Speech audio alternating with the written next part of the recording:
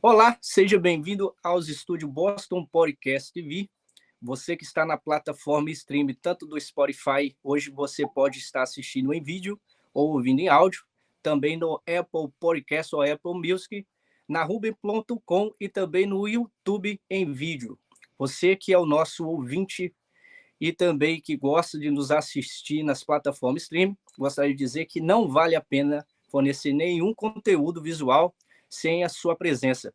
E hoje nós estaremos entrevistando duas pessoas fantásticas. Até agora a May Champion ainda não chegou, né? A nossa digníssima jornalista ao lado do Siqueira Júnior de Manaus. Mas nós vamos também ter uma presença fantástica, que já tem um ano que eu marquei essa entrevista com ele, que é o Wilk Magbis da Silva, né? E, cara, eu quero dizer desde já que é um prazer estar falando com você, Will, que tem você aqui nos estúdios Boston Podcast. Eu quero presencial isso também, que isso vai ser fantástico, né? Mas gostaria desde já agradecer você por estar aqui conosco.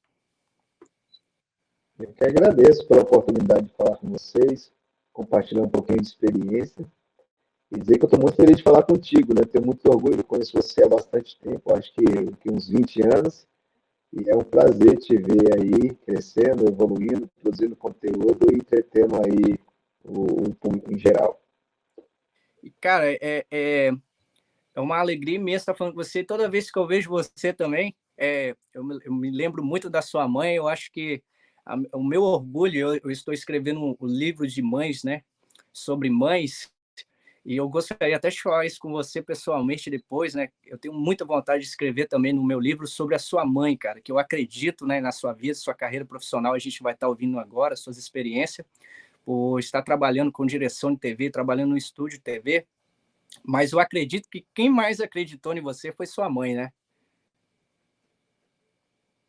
Cara, na realidade, o início de tudo, você tocou num ponto fundamental, né? Porque o início de tudo foi ela, né? Nós morávamos no bairro SEAC, minha família, né? E, cara, é um bairro periférico da cidade, é um bairro periférico de uma cidade que é muito pequena, né? Uma cidade de 30, 35 mil habitantes, e ela nos separava, né, daquele ambiente, né? Ela tentava tirar a gente daquele contexto, né? Financeiramente não era fácil, né? A vida não permitia, mas ela tentava blindar eu e meu irmão de tudo que tinha no nosso entorno, né? Então, aí ela cobrava, que eu lembro que não tinha acesso às tecnologias, a gente não tinha televisão, mas a gente tinha que ler muito, né? Ela fazia aquela carteirinha da biblioteca, eu acho que quem é lá da cidade vai lembrar aquela carteirinha, aquela fichinha, que tinha que ir lá, pegar o livro, entregar o livro depois, então ela cobrava muito para a gente ler. Quando melhorou um pouquinho a condição, ela já comprou um terreno num bairro melhor, que inclusive ela mora nessa casa até hoje, construiu uma casa bem bacana lá, porque ela queria tirar a gente daquela realidade. Não que as pessoas lá não sejam bacanas, são, eu tenho muitos amigos lá, eu visito lá até hoje, né, meus amigos de infância e tal, mas era uma tentativa de blindar e tirar a gente daquela realidade, né? Eu acho que em parte a realidade é a questão de que o homem é fruto do meio, então talvez naquele contexto que a gente vivia, se nós tivéssemos tido as mesmas práticas, praticado as mesmas atitudes, ou participado mais ativamente da vivência do bairro ali, talvez não teria dado tanto certo, né? Porque tenho amigos que morreram, tenho amigos que ficaram imersos nas drogas, eu tenho amigos que foram e estão presos, enfim. Então, assim, Dona Zita fez um trabalho direitinho ali, né? Na época a gente nem entendia tanto, né? A gente não entendia muito, né? Porque, pô, cara, eu gostava de brincar com os meninos, a gente ia para uma represa que tinha lá num canto, que é a represa do Pancini, foi lá que eu aprendi a nadar. E ela chegava em casa, era ó, sova, não podia, não queria, ela ia separando ali, né? Porque, na realidade, experiência, né? A minha mãe sempre foi muito sábia, então ela conduziu ali a gente mais na igreja, mas tudo que tinha. A cidade não tinha muitas oportunidades do que fazer, mas tem o teatro, vai fazer teatro, tem coral, vai fazer coral. Então, eu fiz coral, eu fiz teatro, fiz futebol, Aprendi a trocar instrumento musical, toquei trompete lá num projeto da prefeitura.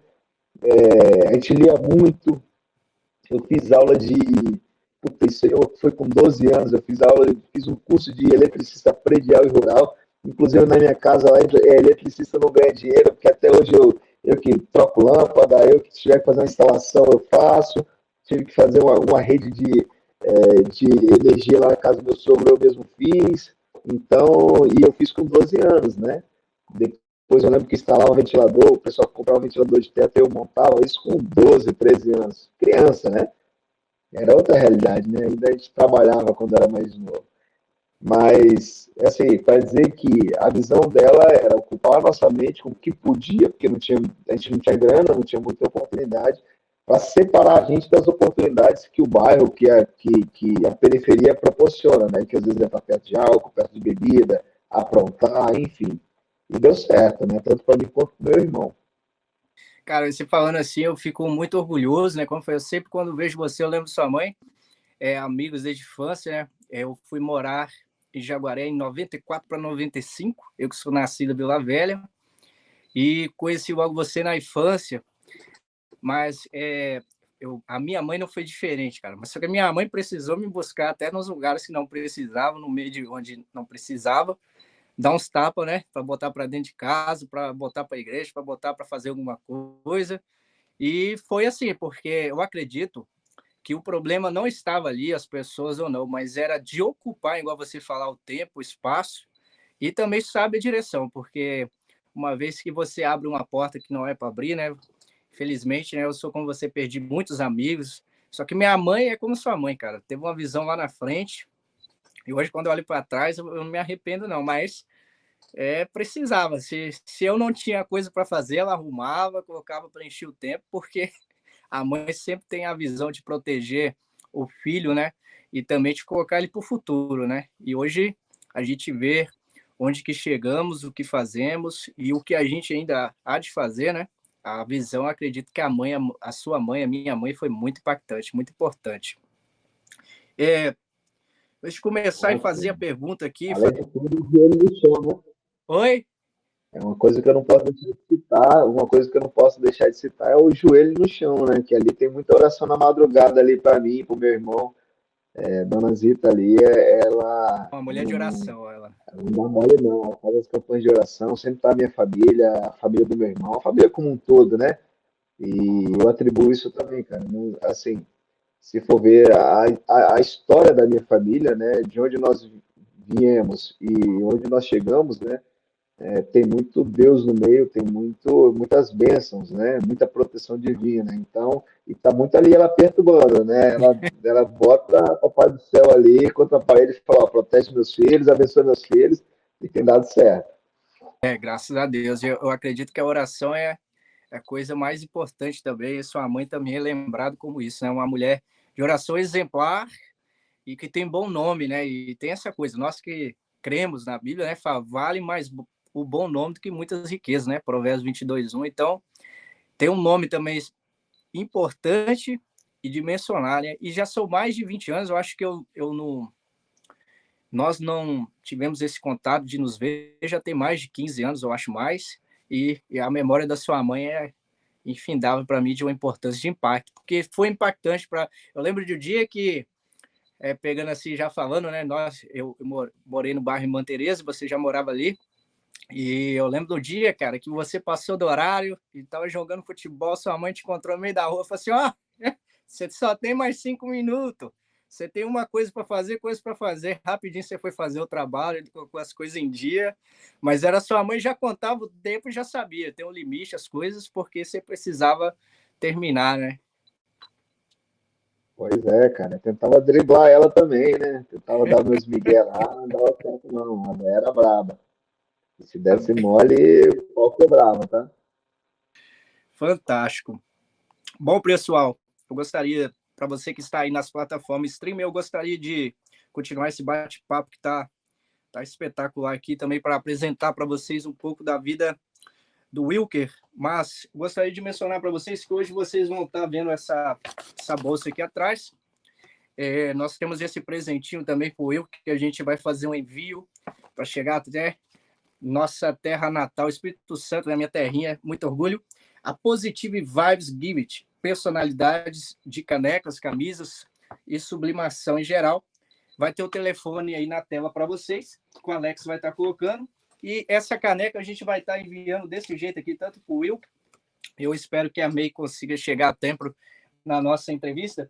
E vai ser uma caneca espetacular e aqui do estúdio aqui também, que também é um presente da Elisângela Alencar, tá, Will? Que não está ausente hoje, mas é um presente para você e que também vamos colocar um anúncio aí dentro aí, ó. Estamos fazendo aquela espera de você preencher o passaporte e estar com a gente presencial aqui.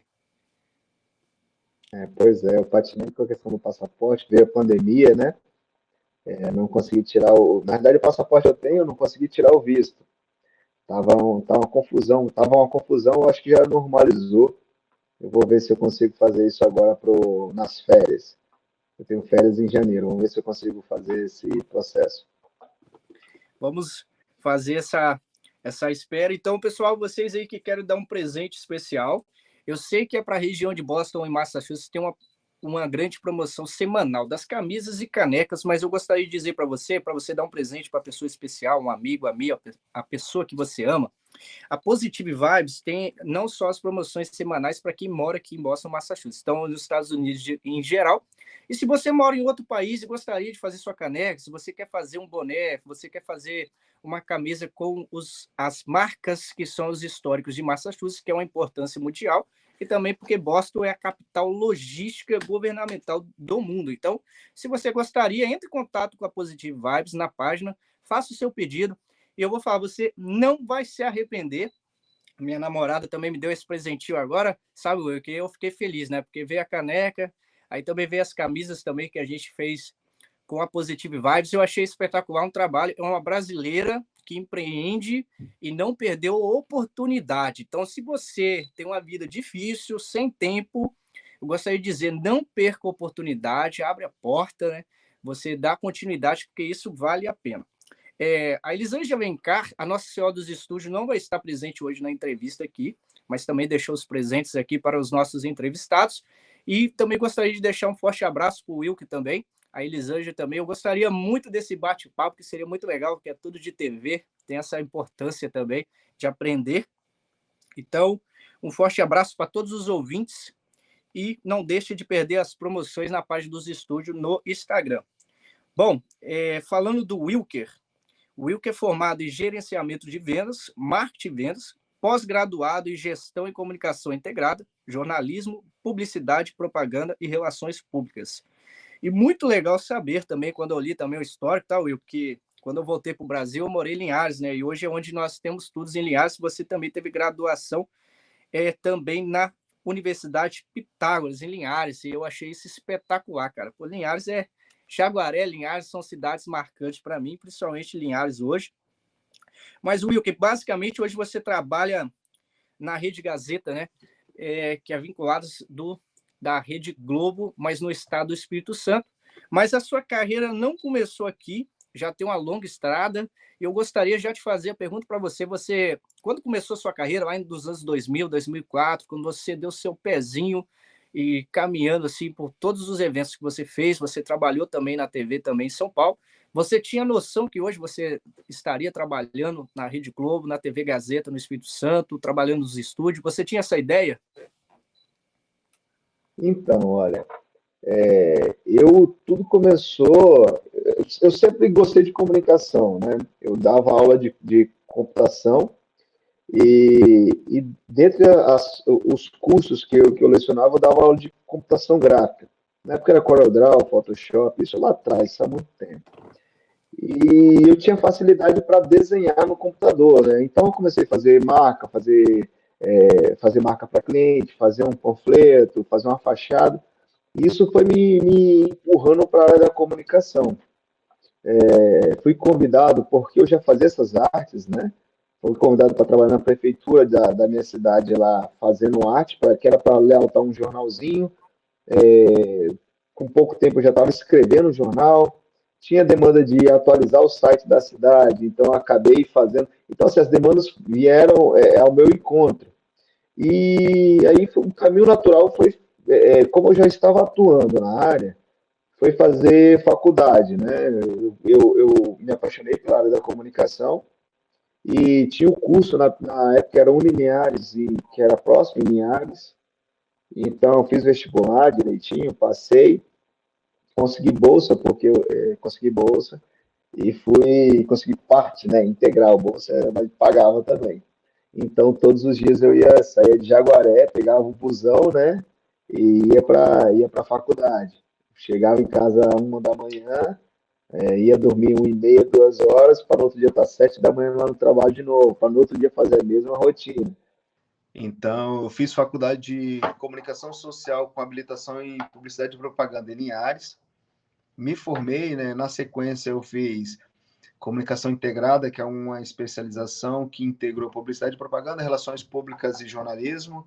Fiz docência do ensino superior, que eu até tirei do meu currículo, porque eu não tenho intenção de dar aula novamente, mas também fiz docência do ensino superior, lecionei em uma graduação em uma faculdade por um período. Abri meu primeiro escritório de comunicação, que foi uma agência de propaganda, onde eu tinha a sócia a Hanna e o Francisco.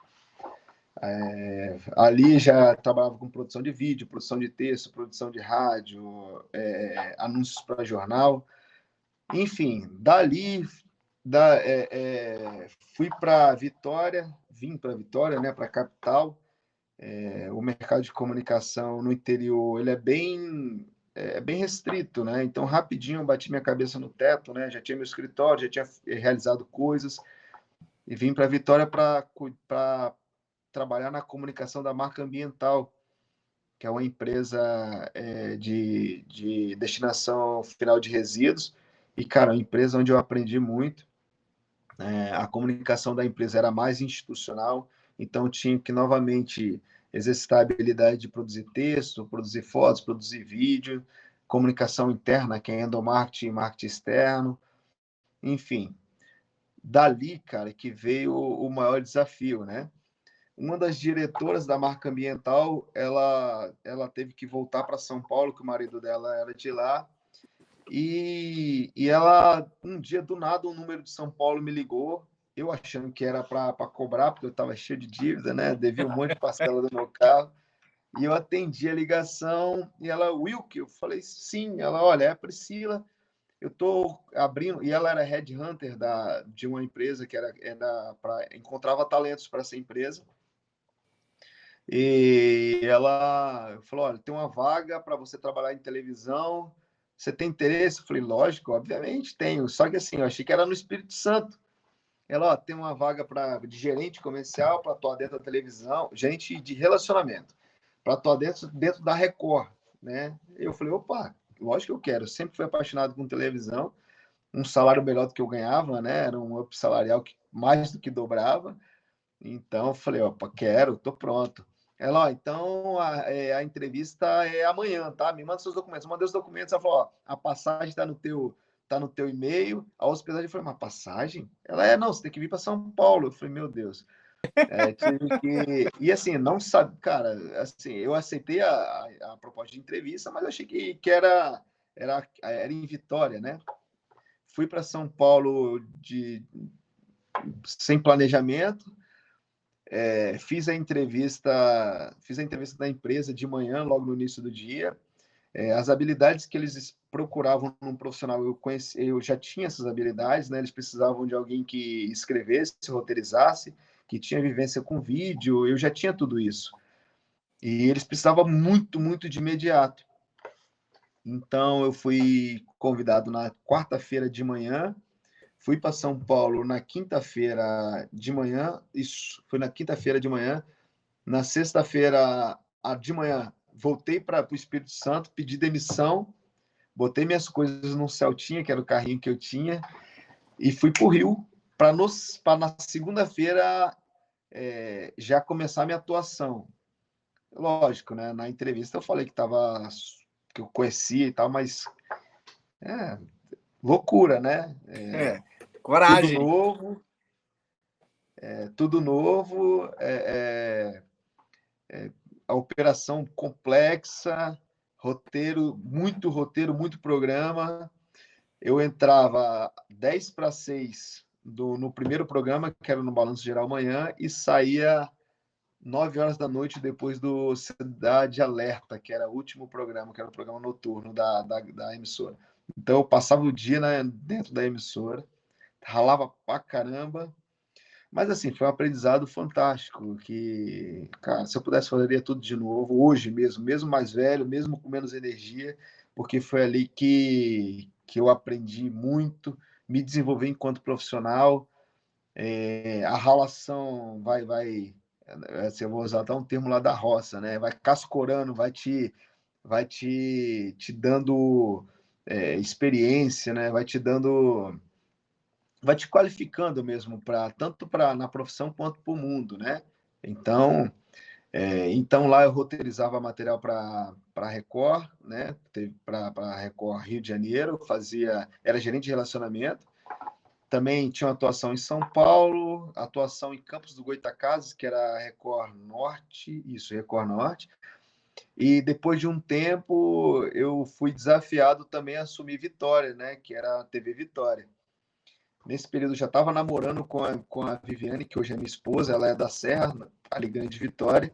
Então eu vinha para o Espírito Santo com frequência, né? Para poder ficar com hoje minha esposa, né? Na época namorada, mas também para cuidar das operações na praça.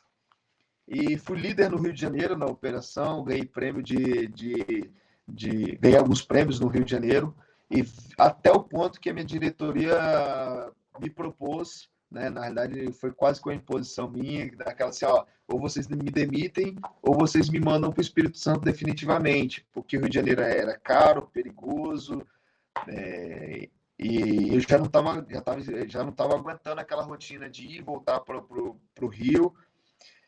E a minha diretoria me fez um desafio, falou: olha, você vai para o Espírito Santo, você assume a gestão lá, mas você tem que promover um crescimento de 30% no próximo ano. No segundo mês, nós crescemos 50%. No segundo mês já tinha alcançado a meta que a empresa tinha me dado.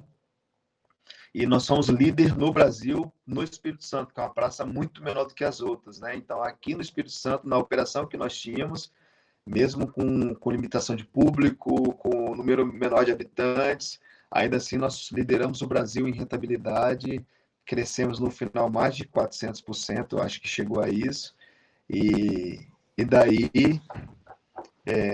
minha carreira se desenvolveu até que, por força de legislação, mudança de mercado, essa operação ela foi encerrada, foi descontinuada. Eu tinha a oportunidade de continuar na mesma empresa, mas em São Paulo, mas aí eu já tinha casado, meu filho já tinha nascido, e eu optei por ficar no Espírito Santo e tentar empreender. Nisso, a TV Vitória, que eu tinha uma operação da empresa de São Paulo, que ficava em Vitória, a TV Vitória me convidou para assumir posições dentro da emissora, né? Fiquei lá por um tempo, tivemos sucesso, êxito em algumas partes, outras não, né? Porque foi um choque cultural. Apesar de estar dentro da TV Vitória, eu era um funcionário de uma empresa de São Paulo, com características de uma empresa de São Paulo, com cultura de empresa né? Maior, salário maior. Quando eu venho para uma empresa mais regional, eu tive uma série de dificuldades para me adaptar às rotinas, né? Eles tiveram dificuldade para se adaptar ao meu modelo de trabalho, né? E depois de um tempo, encerrei o contrato com a TV Vitória e empreendi no meu escritório. Só que aí quem está dentro de emissora, cara, a formiguinha quando morde ali, você fica...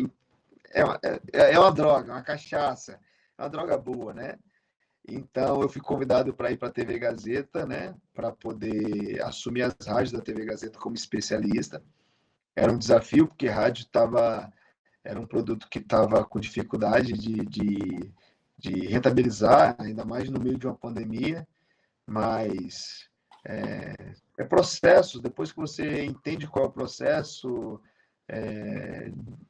a receita do sucesso, né? Que, bom, são ferramentas de gestão, ferramentas comerciais, ferramentas de venda. Então, vim para a TV Gazeta, implementei junto com um time de executivos lá que, cara, aí sim encontrei um ambiente propício, né? Consegui promover as ações dentro das rádios. Tive do meu lado ótimos profissionais que entendiam o meu modelo de trabalhar. Deu muito certo, batemos meta todos os meses, né? E começamos a crescer, a rentabilizar mais nas rádios. E eu me candidatei para uma vaga de gerente no Noroeste. Aí já é o gerente de uma praça, né?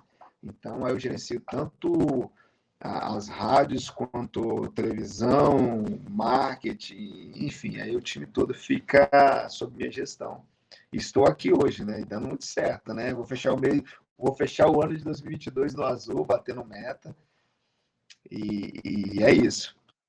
Cara, você falando isso, Will, eu fico muito feliz, né? E prazeroso, mas fantástico, né? Porque você teve uma carga horária que todos da cidade, né? Nossa cidade no interior, Jaguaré, né? Cidade pequena, então eu tinha que sair de madrugada para chegar em Linhares, para estudar, voltar e manter essa carga horária. É difícil, mas que você não tinha a noção, mas que chegou até onde você chegou até agora, né? E teve essas experiências que é muito marcante para nós. E ao mesmo tempo, você mencionou algumas das pessoas assim muito muito importantes para minha vida. Eu lembro de entregar jornal na banca da Penha, mas e também para o Francisco, cara. E você trabalhou, até mandar um abraço para o Francisco aqui, que dava. Porque hoje a criança, o adolescente, não tem a ideia do que nós precisávamos na época, e mesmo que não tinha tantas oportunidades, nós tínhamos a noção de correr atrás do trabalho desde cedo, cara. E eu trabalho também desde cedo, e Francisco deu a oportunidade de entregar jornal. Lembro de ter uma entrevista com ele também para a TV Tribuna do Cricaré, cara, e foi num projeto que teve no Pedro Paulo, né? Foi um trabalho escolar, mas deu uma repercussão, foi legal. E é uma pessoa muito importante para a cidade, né? E até hoje e tem um nome a zelar, e também é uma empresa que sempre funcionou bem, né? Comunicação. E você, de uma hora para outra, estava bem tranquilo e pensou: vou dar um passo à frente, vou mudar para Vitória, eu quero um pouco mais, ter uma experiência diferente. Foi, e rapidamente já teve um convite para ir para uma emissora grande, mas para ter uma vida também de uma rotina difícil, que você tinha que estar tanto no Rio de Janeiro, tanto em São Paulo, né, em uma carga horária, mais de 20 horas, às vezes, por dia de trabalho. E eu acredito que isso também foi o que fez você chegar, né, onde está, né, que acabou dando mais experiência. Eu acredito que é por isso que você consegue desenvolver tão bem, tanto na rádio quanto na TV, bastidores. Mas uma coisa assim, importante que você falou, você formou em áreas específicas e que acaba te dando uma extensão maior, tanto no estúdio, tanto em rádio, e você trabalha numa indústria de TV também, então é uma imensidão grande, né? Então, nós estamos falando da TV Rede Globo, TV Gazeta, né? E falando sobre essa coisa que é importante, né? As pessoas estão ouvindo, principalmente quem quer se formar na área de jornalismo, quem quer formar para trabalhar na TV, tanto na rádio quanto na TV, que são duas coisas muito importantes de telecomunicação. Hoje a indústria brasileira superfaturou no ano de 2021 e termina o ano de 2022 com um supravalor, tanto na indústria de TV quanto na indústria streaming, que hoje é uma coisa extensa. Os novos formandos, hoje no Brasil, hoje no ano de 2021, já estão trabalhando e atuando, porque a indústria cresceu. E isso acaba demonstrando que a pessoa que quer correr atrás, como foi você, como passou toda essa dificuldade, vale a pena quem está ouvindo, não se arrepender, não parar o curso, né? Quem trancou a faculdade, né? Que o brasileiro, às vezes, nós temos essa dificuldade, vamos lá, trancamos a faculdade, ou desanimamos, ou ficamos um ano parado, né, Wilco? Você já chegou a ter essa ideia de trancar a faculdade, parar, ou desanimar, mas você já teve essa noção assim, tipo, cara, vou dar uma parada para ver se é isso aqui. Você teve isso? Não, inclusive eu estou estudando novamente, tá? Na realidade, assim, eu não tenho plano B. Eu nunca tive plano B. Eu não tenho um background, eu não tenho para onde buscar um dinheiro ou pedir um. Não tenho, cara. Sou eu e minha família, eu, minha esposa, meu filho. Então, eu só tenho plano A, que é trabalhar, ralar, estudar. Então, hoje, por exemplo, toda sexta-feira eu saio daqui, que eu fico em Colatina, pego meu carro, pego aquele trânsito gostoso ali da BR-101, Saio meio-dia para chegar na FUCAP, que é uma faculdade que, é pesado. Estudo de 18 horas até 23 horas na sexta, tá? No sábado, de 8 da manhã até 18 horas. Eu continuo estudando, tá? Não parei, não. Então, assim, por que que... E chega o ponto, cara, porque assim, eu já tenho uma formação parecida, que eu tenho MBA em marketing e vendas. Agora eu estou fazendo gerenciamento de vendas. Outro MBA. Por que para mim faz sentido estar ali? Cara, eu estou numa competição constante. O que me diferencia de outros profissionais e que me faz estar aqui na posição que eu estou hoje é o tempo que eu me dedico para a minha qualificação, para novos conhecimentos. E estar lá sentado, estudando, aprendendo, cara, me diferencia porque, cara, eu estou dedicando parte da minha vida para me qualificar, para melhorar minha entrega no trabalho. A empresa reconhece isso, né? Então, eu sempre até estava conversando isso com um colega da pós, falei, cara, porra, deu sábado agora, tava aquele sol gostoso e, cara, a FUCAP ali fica a 5 minutos da orla, né, da praia. Então, nós saímos, almoçamos ali na orla, de frente para a praia ali, cara, ali no quiosque do Alemão, ali na Curva da Jurema.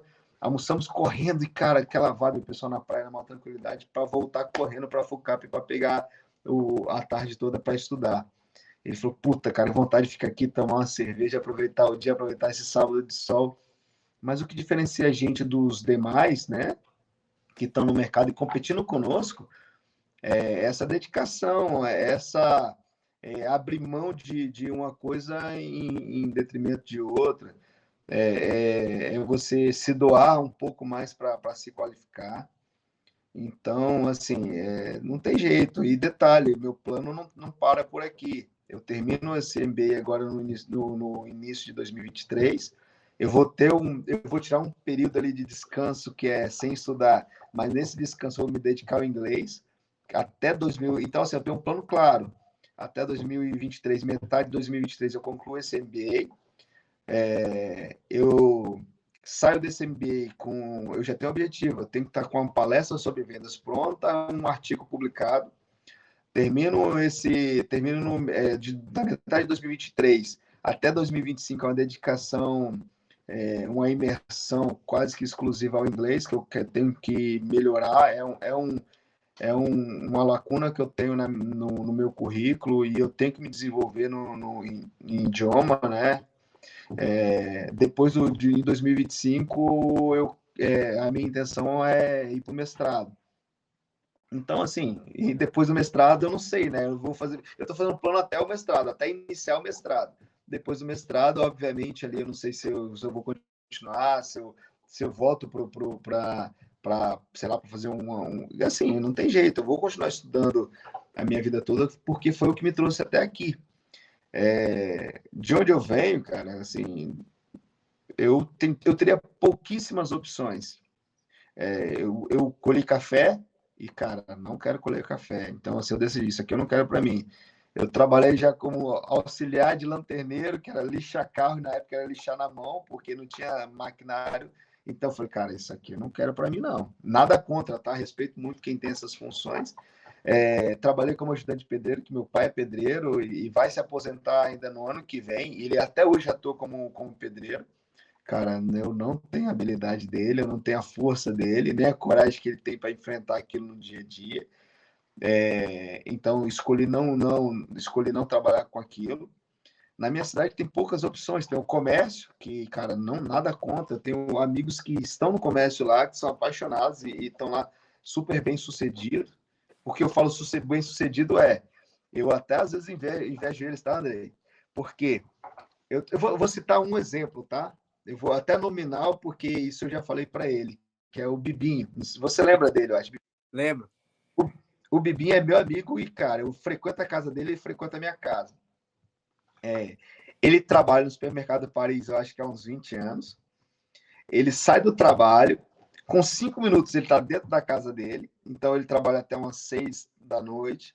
Ele tá 5 minutos, ele tá dentro da casa dele, tá com o filhinho, um bebezinho lindinho, ele cata a esposa dele, que é gente boníssima, os filhos dele, que ele tem um grandinho já de uns 12 anos, eu acho, 10, 12 anos, e tem o bebezinho, vai pro clube, isso durante a semana, joga futebol, joga lá futebol, piscina, sauna e tal, volta para casa, e assim, isso eu acho que a mensalidade do clube lá não chega a uns R$ 150.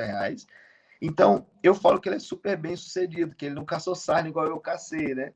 Porque quando você sai, primeiro que você fica longe dos amigos, longe da família, você aumenta o seu custo, né? Então, quando você aumenta o seu custo, você tem que trabalhar mais para bancar o seu custo, né? Você perde os vínculos, então, para eu voltar para lá, para ter essa vida mais comedida, assim, né, em termos de estrutura, é mais complicado, né? Como ele fez a base dele ali, tem a casinha bonita, tem o carrinho dele. Então, eu acho que ele é muito, muito bem sucedido. Ele olha para mim e fala, pô, você foi para a capital, você... Ele acha que eu sou bem sucedido, mas, assim, é uma inveja boa e mútua, né? Mas é porque eu me aventurei, né? Eu fui procurar desafios e encontrei os desafios, né? Mas, assim, já tem outra pessoa que eu também acho que é muito, muito bem sucedida, né? Ao contrário do Bibi, que é o meu irmão, o Erle. Ele é mais velho que eu, 3 anos. Ele é engenheiro civil, então ele estudou um pouquinho mais do que eu. Também tem umas 2, 3, 4 pós-graduação, especializações, eu não sei quantas, porque ele também não para de estudar. Ele mora e trabalha em São Paulo, e ele é diretor de uma grande empresa lá, faz fundo de investimento para o mercado imobiliário, faz aquisição de terrenos que valem milhões empreende. Então, assim, ele foi o que aumentou o sarrafo, né? Que o meu sarrafo, na verdade, não tinha sarrafo. A minha realidade era muito, eu vou trabalhar no comércio, vou trabalhar como garçom um dos meus sonhos era trabalhar como garçom ali no esquinão, porque o Gutierrez, que era um amigo meu de infância, tio Jetson, ele era garçom. Eu falo com ele, pô, Gutierrez, consegue ir lá para mim, porque como eu trabalhava na roça ou como ajudante de pedreiro, para ele que trabalhava lá bonitinho, de garçom, eu achava, pô, aquilo é uma teta, né? Aí eu queria, um dos meus sonhos era trabalhar lá, cara. Eu queria muito trabalhar lá, quando eu era novo, né? Na verdade, assim, em resumo, as minhas vontades sempre era trabalhar para ter dinheiro, né? Mas também o trabalho sempre, para mim, foi uma prioridade. Eu sempre achei bonito trabalhar. Uma coisa que eu não vejo nos jovens de hoje, eu posso até estar generalizando, mas quando eu vinha da roça suja, eu achava, porra, cara, trabalho o dia todo vindo sujo. Eu ficava envaidecido, assim, de vir com a roupa suja quando eu trabalhava na oficina, porra. Para o pessoal olhar para mim na rua e falar assim, cara, esse moleque é trabalhador, olha que garoto trabalhador, novinho já trabalhando. Eu tinha essa visão. E até hoje eu acho bacana, assim, eu chego cedo, saio mais tarde do trabalho, não que eu cobre isso do meu time, né?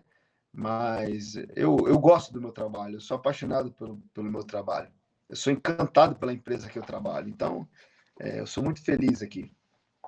Olha, você falando de coisas importantes e da minha cidade, e eu tenho esse benefício, né, que eu acredito que Deus me deu, de ter uma memória muito, muito enriquecida e de detalhes, né? Eu lembro que quando eu tinha 11 anos, a Penha precisou de mais pessoas para entregar jornal. Então, trabalhava eu, Maiva, entregando jornal em alguns horários específicos, era por Francisco naquele jornal comercial. Eu acredito que era, inclusive, que você também chegou a trabalhar com aquela área, né? Que eram os jornais comerciais que ia para as pessoas que tinham comércio em Jaguaré, né?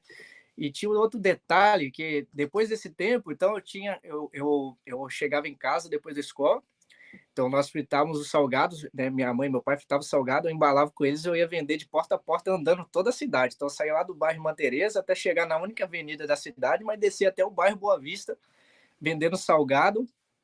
E quando dava, ia também cortar a grama do tio Jetson lá no esquinal. Mas assim, eu percebia que era uma correria muito imensa, mas que eu precisava chegar onde que algumas pessoas tinham aquela coisa, né? Já tinha aquela coisa pronta. E às vezes eu não entendia por que a gente precisava chegar um pouquinho tão longe, né? E essas pessoas que você falou são as pessoas que muitas vezes me deu uma oportunidade de vida, de trabalho, mas que foram essas oportunidades, igual você falou, que foi que tornou a pessoa que eu me tornei, tipo, de olhar e sentir orgulho, eu preciso trabalhar. Cara, eu preciso trabalhar hoje e ver, né? Hoje olhando para trás, eu percebo que eu estava no melhor lugar possível. Eu já era feliz como eu sou feliz.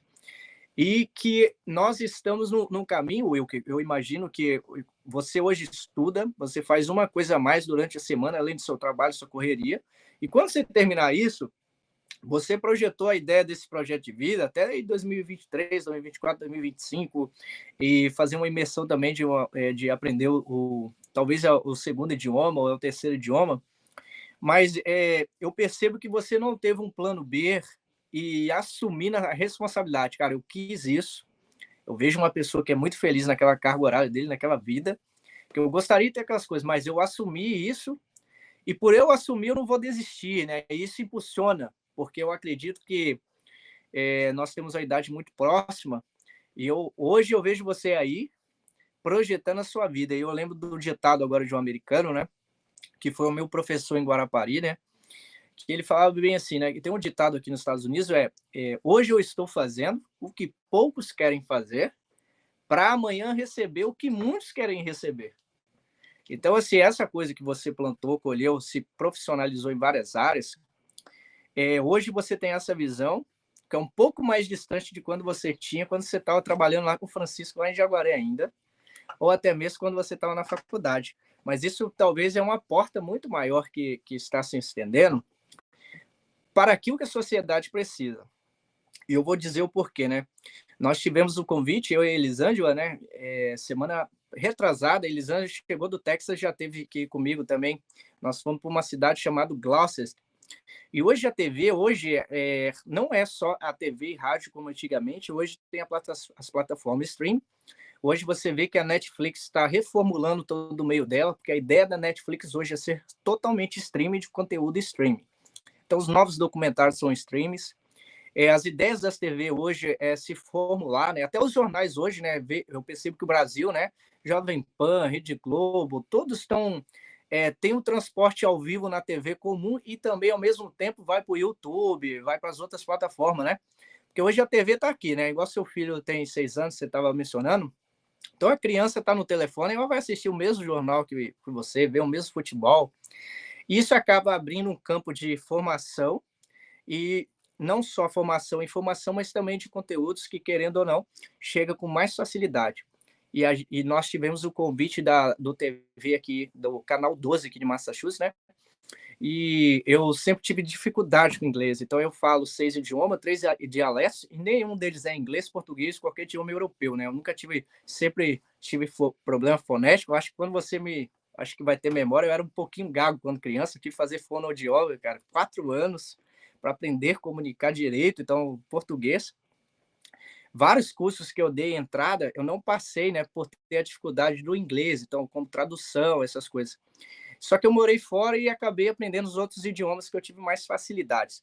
E a TV convidou a gente para estar transportando o nosso canal para o canal 12, aqui de Massachusetts, aqui, porque eles têm a ideia de ter essa formulação no nosso idioma português. Então, assim, nós temos uma importância visando, e eu gostaria até de fazer essa pergunta para você, que você trabalha na TV, numa emissora grande. Hoje, com essa aceleração dos 2 anos de pandemia, hoje as pessoas assistem muito podcast no Brasil, que teve essa demanda, e hoje muitas pessoas veem os jornais que são formulados no streaming, a garotada que faz o próprio jornal News, né, como você trabalha, os bastidores, faz tudo, mas faz em sua casa, documentário, produz ali. Você acredita que hoje esse campo streaming, internet, que faz a coisa chegar mais veloz e que tem uma importância, você acredita que isso vai fazer com que mais pessoas queiram também academicamente formar nas mesmas grades que você?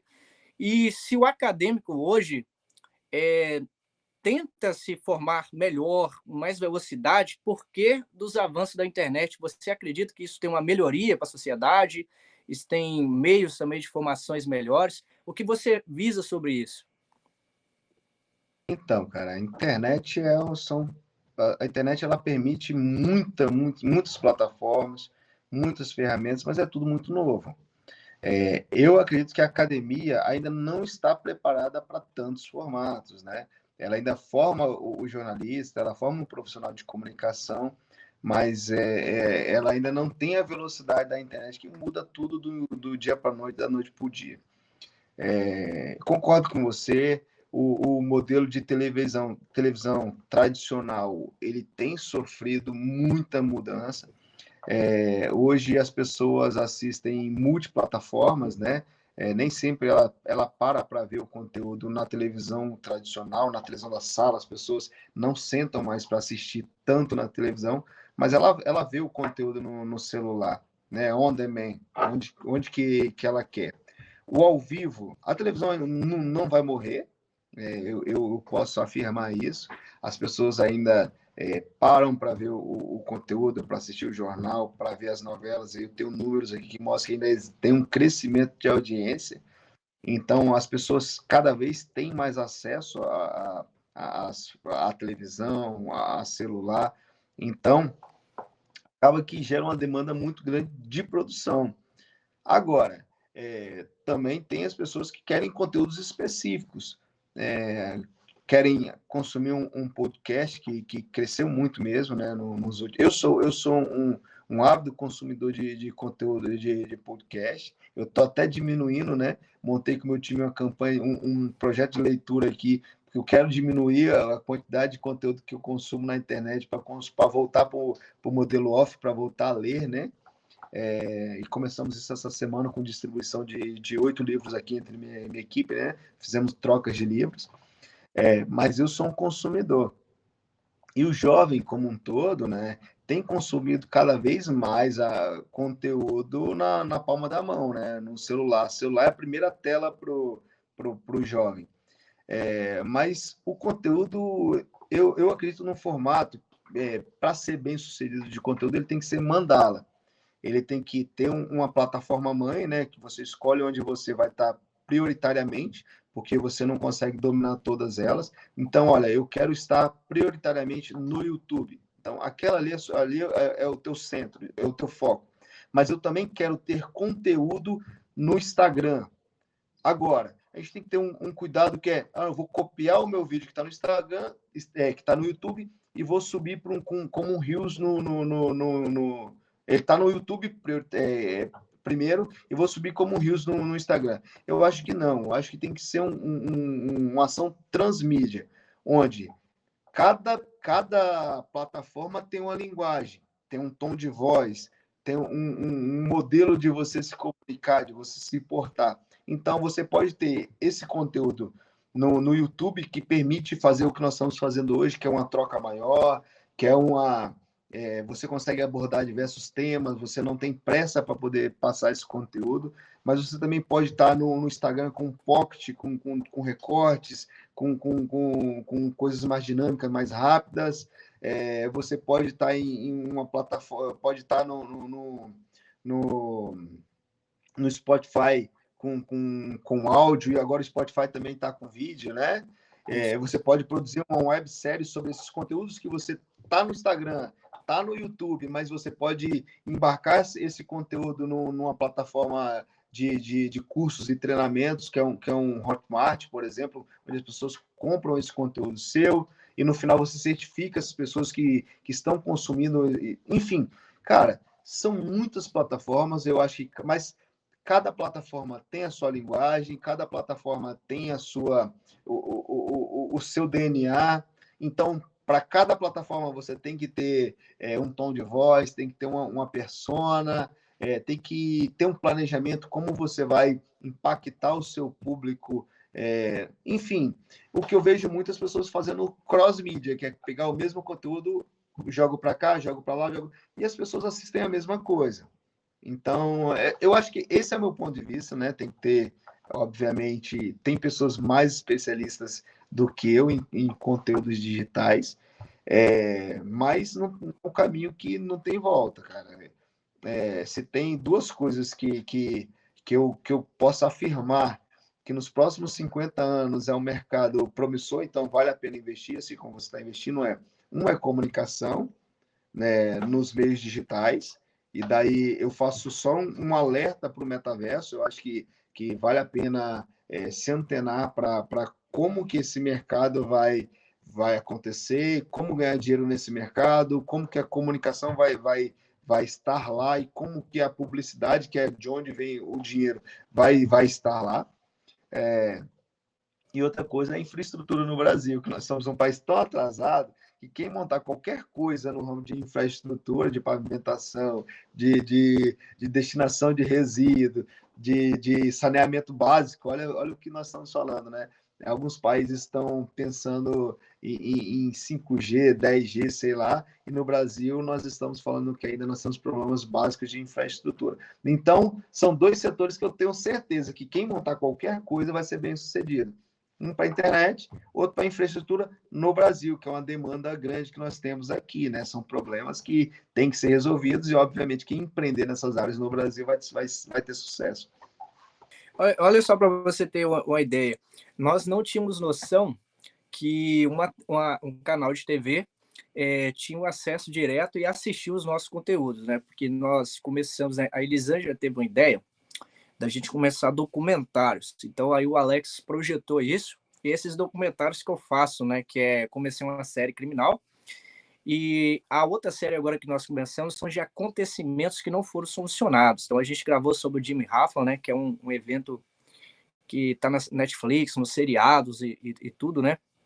Teve a última série agora, o Irlandês, da Netflix, com o Rob De Niro, né, gravando, né, e fazia o papel da pessoa, né, que foi essa pessoa na vida real que disse se assumir ter o evento assassinado do Jimmy Hoffa.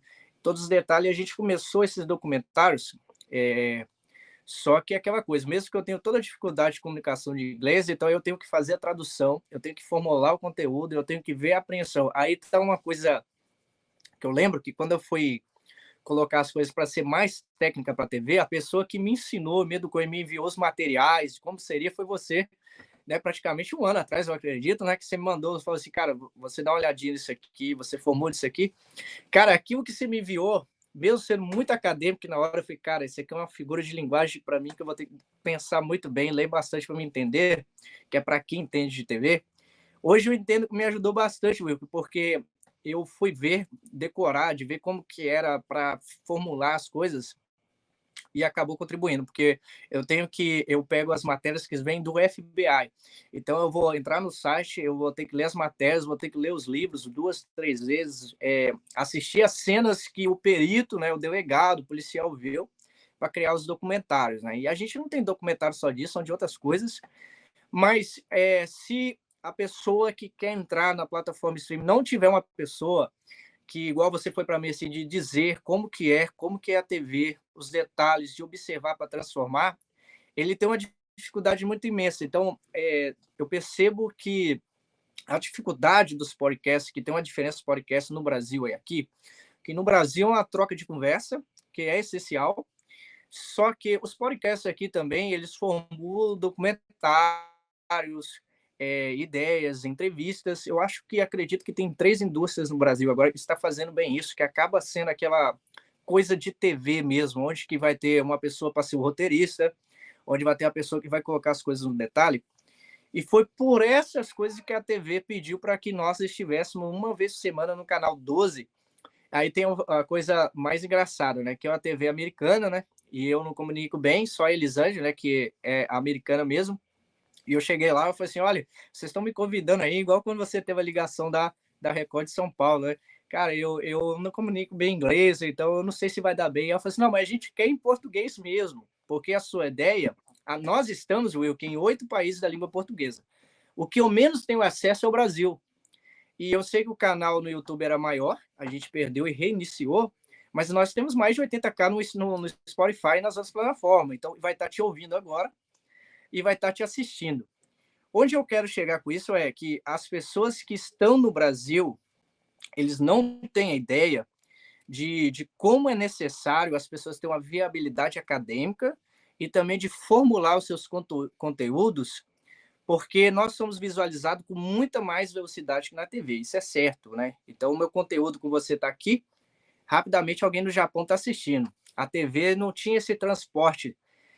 O que eles podem aproveitar é que o crescimento que está no Brasil e formando emprego, eles podem muito mais se aplicar quando eles não perdem o acadêmico, que eu acho que é muito necessário, e eles também se aplicar de uma forma assim, de estar avisando que tem uma importância a comunicação, e não ficar só naquela ideia de bate-papo direto, de uma conversa direta, sem ter uma importância, porque eu acho que isso é importante, cara, porque eu acho que no futuro, de uma hora a outra, quem está fazendo os canais de streaming, uma hora a outra vai querer se tornar uma indústria. Mas como você se torna uma indústria se você não tem alguém que sabe e entende que é uma indústria audiovisual, né? Eu acho que isso é importante que você falou. Olha, sobre o podcast, né? Cara, é novo. Tá bebê, né? Nasceu isso agora no Brasil, né? Eu assisto, eu já assisti a parte lá com o Joe Rogan, né? Que eu acho que é o maior do mundo, não sei se é o maior dos Estados Unidos. Isso. Mas também consumo muito Flow Podcast, Podpah, Vênus Podcast, Ticaracatica. Pô, cara, são vários. Então, assim, é novo, mas tem público, tem relevância. E assim como tudo que é novo, quem chega primeiro tem que desbravar mesmo, tem que erra, acerta, né? Igual foi o caso do Monark, não sei se você acompanhou. Eu entendi o que ele quis dizer, obviamente ele falhou nas palavras ali, ele não soube se fazer entender, né? Mas eu entendi o ponto de vista dele, não concordo, mas eu também não sou obrigado a concordar. Mas o que eu quero chegar no ponto que quem chega primeiro vai errar, vai arriscar, vai gastar energia para desenhar um formato, para construir procedimentos, para construir instrução de trabalho, para construir uma indústria, né? Como ganhar dinheiro, como produzir, qual é o melhor formato de corte, qual o horário ideal de postar, qual é a linguagem que eu vou adotar, o que eu posso, o que eu não posso fazer, quais são as proibições, porque é uma terra que não tem regulamentação. Todo mundo pode postar e quem vai julgar é o público lá na ponta, né? Enfim, o que eu quero dizer é que é um mercado muito novo, quem está empreendendo nesse ramo vai ter uma série de dificuldades, mas que vai criar um formato e que vai ensinar para os futuros. Quem vir depois, ou quem vem depois de vocês, com certeza vai encontrar ali um ambiente com receitas. Qual o melhor microfone, qual a melhor iluminação, qual o tempo ideal para um podcast, né? Se é 1 hora, se são 2 horas, se são 4 horas, igual o Vilela faz no Inteligência Limitada. Então, isso tudo são receitas de que quem só vai ter lá na frente. Na academia hoje você não encontra isso. Se você perguntar hoje para um professor acadêmico, de repente, de direção de vídeo, ou produção de fotografia, sei lá, de qualquer tema ligado a produção audiovisual, qual é o tempo ideal de um podcast? Ele vai falar, não sei. Tem podcast de tudo quanto é tamanho.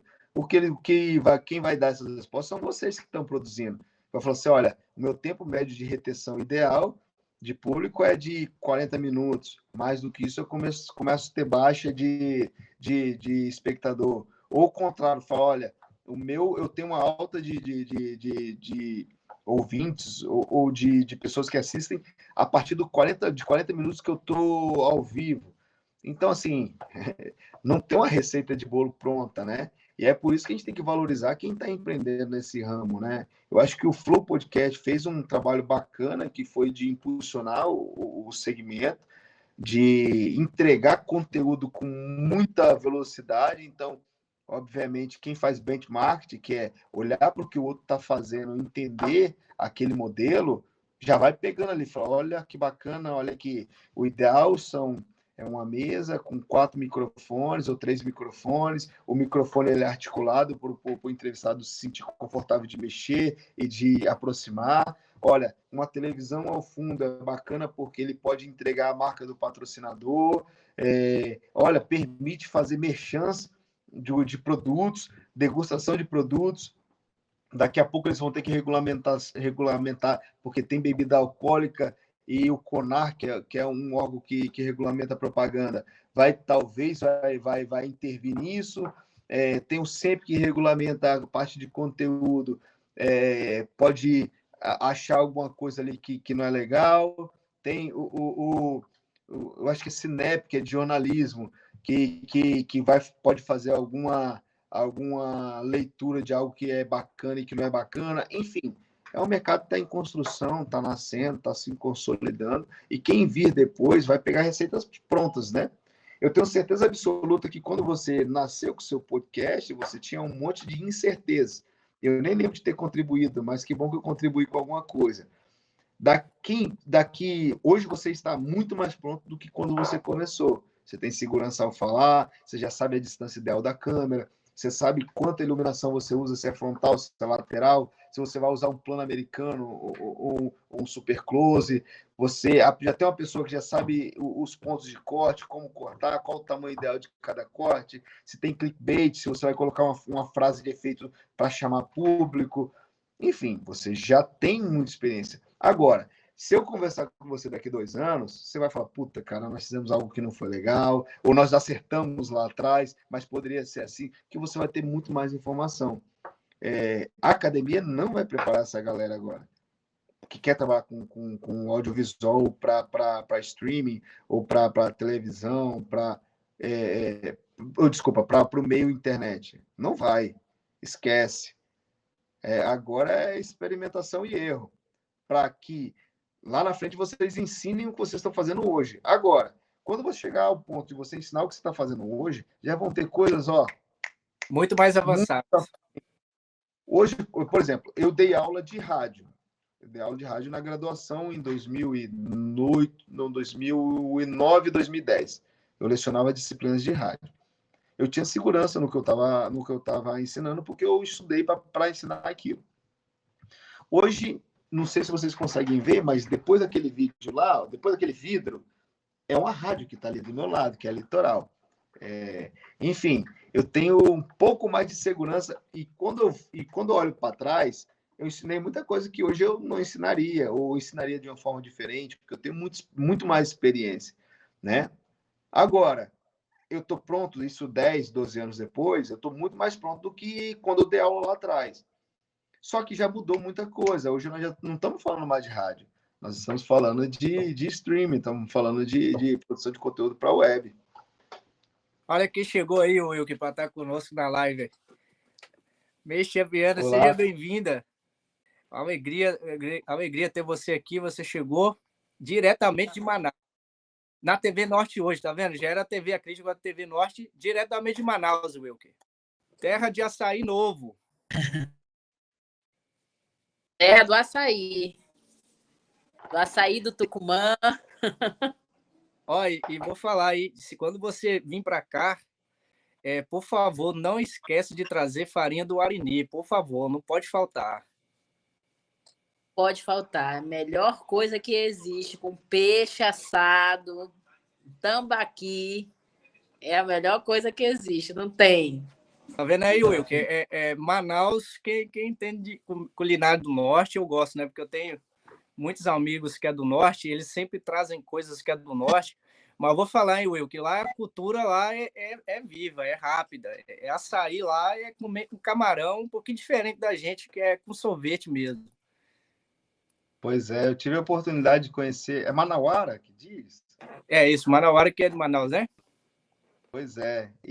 Então, eu tive a oportunidade de trabalhar com a colega que era de Manaus, e ela sempre trazia... Cara, tinha uns bombons de licor com a fruta, não lembro qual é o nome da fruta agora, que era muito bacana. Oi? Cupuaçu. Cupuaçu, exatamente. Era cupuaçu com licor. E ela trouxe, cara, eu encomendei não, né? Eu pedi, ela levou. Nós tínhamos um encontro mensal em São Paulo, né? Ela descia e ela era uma viagem continental para ela, né?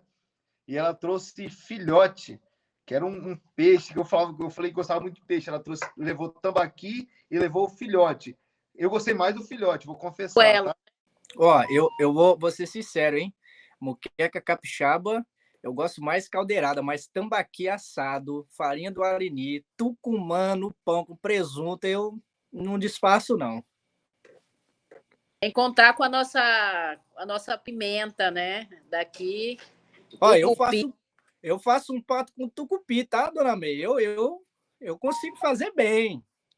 Tucupi daqui é maravilhoso. Quem sabe fazer mesmo é o melhor que existe.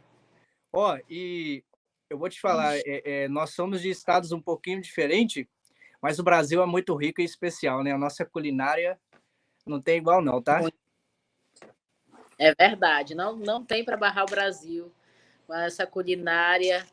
E aqui no Amazonas não fica atrás. Porque com a quantidade de peixe que a gente tem, não tem como sair daqui, não. Pois é, eu vou até puxar o Espírito Santo. De repente vão ver esse vídeo aí em algum canto por aí e vão falar, pô, você ficou falando da culinária dos outros, não falou da nossa, né? Aqui nós temos a moqueca capixaba, que eu sou apaixonado. Temos aqui a torta capixaba, que é top também, tá? Vale a pena conhecer. Eu acho que é isso, né? Eu falei de muito, mas acho que o que mais evidencia o Espírito Santo é a torta capixaba e a moqueca capixaba mesmo. Não, mas aí na sua região aí tem o peruá, principalmente Guarapari, né? Que é peruá, tem um peixe que é água salgada, já meio, que é o peruá, que eu vou te falar. Onde você vai ver um quiosque fazendo peruá frito. Aí vem completo, do jeito que você quiser, com salada e essas coisas. Mas vocês estão falando disso aí, dá uma saudade do Brasil. Porque aqui nos Estados Unidos, quem está de fora fala assim, pô, você mora nos Estados Unidos, você vai nos lugares legais e tal. Mas, gente, quando eu vou nos lugares legais, a culinária não é americana, não. Porque americano, o churrasco do americano é hambúrguer e salsicha. Você vai comer a comida, é a comida que é de imigrantes, é um restaurante italiano, alguma coisa assim. E o americano, ele não tem o aspecto de comer no almoço, né? Ele vai comer o lanche no almoço e de noite ele vai jantar com a família, né? Isso é uma cultura inglesa. Mas, gente, aqui eu vou no restaurante brasileiro, eu vou num restaurante que é de comida mineira, é de comida capixaba, é de paulista. Tem um pessoal aqui que faz a comida manauara, é uma mulher que casou com um hispano, né? Então ela é manauara, então ela faz a comida equatoriana, a comida manauara aqui meio. Eu vou nesses lugares, e lá que eu gosto de comer, sabe? O americano, ele tem essa coisa de culinária, mas tem uma coisa que eu gosto aqui, que eu acho que no Brasil tem que ter, que aqui eles trazem as culturas de todos os lugares, então abre a oportunidade para você empreender, né? Então você vem para cá, você vai abrir a culinária do seu país, mas eles gostam que você faz aqui. Eu acho que no Brasil, se o brasileiro tem a diversidade de conhecer, né? Eu no Espírito Santo eu tive a oportunidade de ter meus amigos, né? De comer caldeirada de tambaqui. Eles levavam para mim açaí mesmo, né? Eu comi uma vez, meio, a primeira vez que foi açaí com camarão. Olha, eu vou te falar, se o açaí, o camarão não fosse fresco, talvez eu não gostava, né? E achei diferente. Aí depois eu fui aprender a comer. Aí comi pato com tucupi. Eu acho que o Brasil tinha que ter, em cada lugar, tinha que ter o seu quiosque de culinária diferente, né? Que eu acho que é grande. O Brasil é grande, espetacular. Agora que tá legal que voltou aqui, o pessoal que está chegando em casa estão falando de novo sobre a May. A May é repórter policial há 12 anos. Então, a May trabalhou na Band Amazonas, TV Cidade, TV A Crítica e na TV Norte. Ô, May, eu gostaria de fazer uma pergunta para você. Você que é repórter policial e às vezes chega antes do policial, antes do delegado. Qual foi assim, a experiência mais louca, mais difícil que você teve como repórter nesses anos, principalmente trabalhando na rua, na chuva, no sol, igual eu assisto você? Qual foi a maior dificuldade que você teve como repórter? Então, dificuldade a gente tem todos os dias, né? Eu sempre digo que a nossa vida ela é um pouco incerta para nós que trabalhamos no meio da imprensa, principalmente cobrindo casos policiais, casos complexos.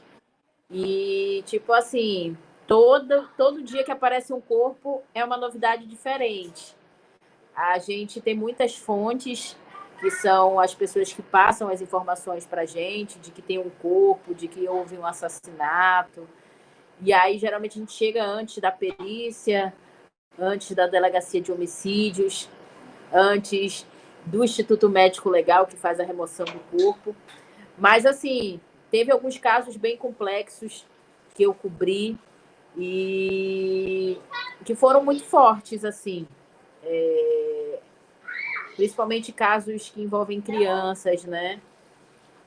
Agora, um caso que tipo, me chamou muita atenção foi o caso de uma servidora federal no qual ela foi assassinada, foi encontrada morta dentro do apartamento. E muita gente cogitava que teria sido a própria filha que teria matado a mãe. E aí ficou nesse impasse. Geralmente eu cubro os casos de polícia, entro em rede nacional pelo SBT. São Paulo, né? Primeiro Impacto. E aí foi assim um caso bem complexo. Há outros casos também aqui em Manaus de grande repercussão. E assim, é o que eu digo, cada caso é um caso diferente. Hoje aqui em Manaus, não só aqui, mas eu creio que em diversos cantos do Brasil, muitas mulheres estão sendo assassinadas por envolvimento no tráfico de drogas. E muitas das vezes essas mulheres são encontradas mortas. Ontem, pelo menos, a gente cobriu um caso de uma mulher que foi encontrada morta em uma área de mata. Apresentava sinais de agressão, espancamento, tortura, facada na região do pescoço. Então, todos os casos assim, sempre tem algo de experiência que a gente pode levar. Às vezes tem a questão dos familiares dos presos, dos familiares dos mortos. Às vezes eles acham que nós, como imprensa, estamos ali para julgar, estamos ali para falar em verdades. E não, a gente está ali fazendo o nosso trabalho, né? Que é o de informar a sociedade, que é levar para a sociedade como é que está a nossa cidade, como é que está o nosso estado.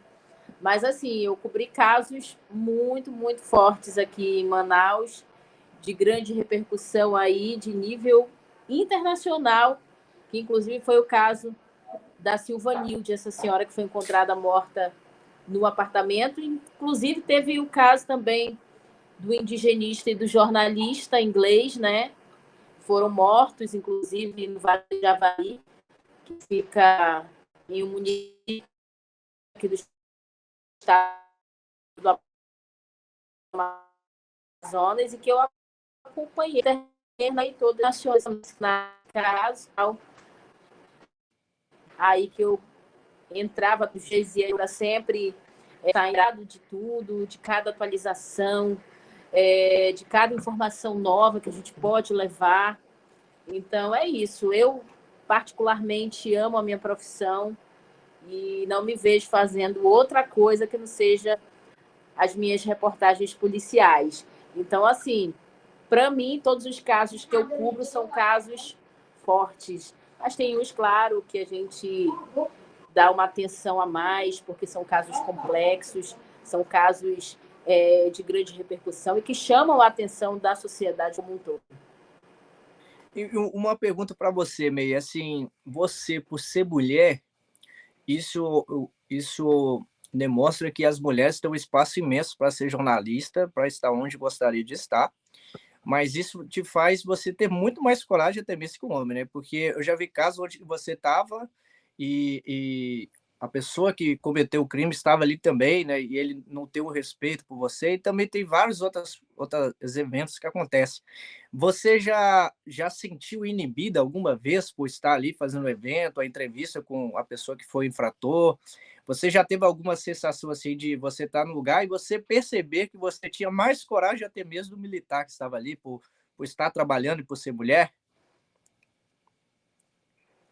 Sim, a gente passa por diversas situações que, às vezes, como eu disse, né, todos os dias a gente sai de casa sem saber o que vai acontecer na cidade. A gente tem um horário para entrar, mas às vezes a gente não tem horário para sair da redação, que às vezes a gente não sabe o que vai acontecer no próximo instante.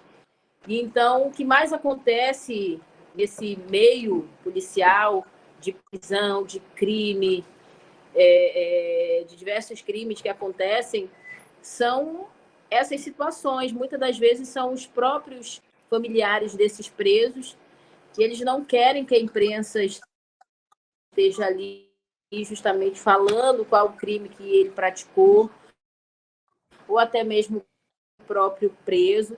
Eu, por diversas vezes, já passei situações assim,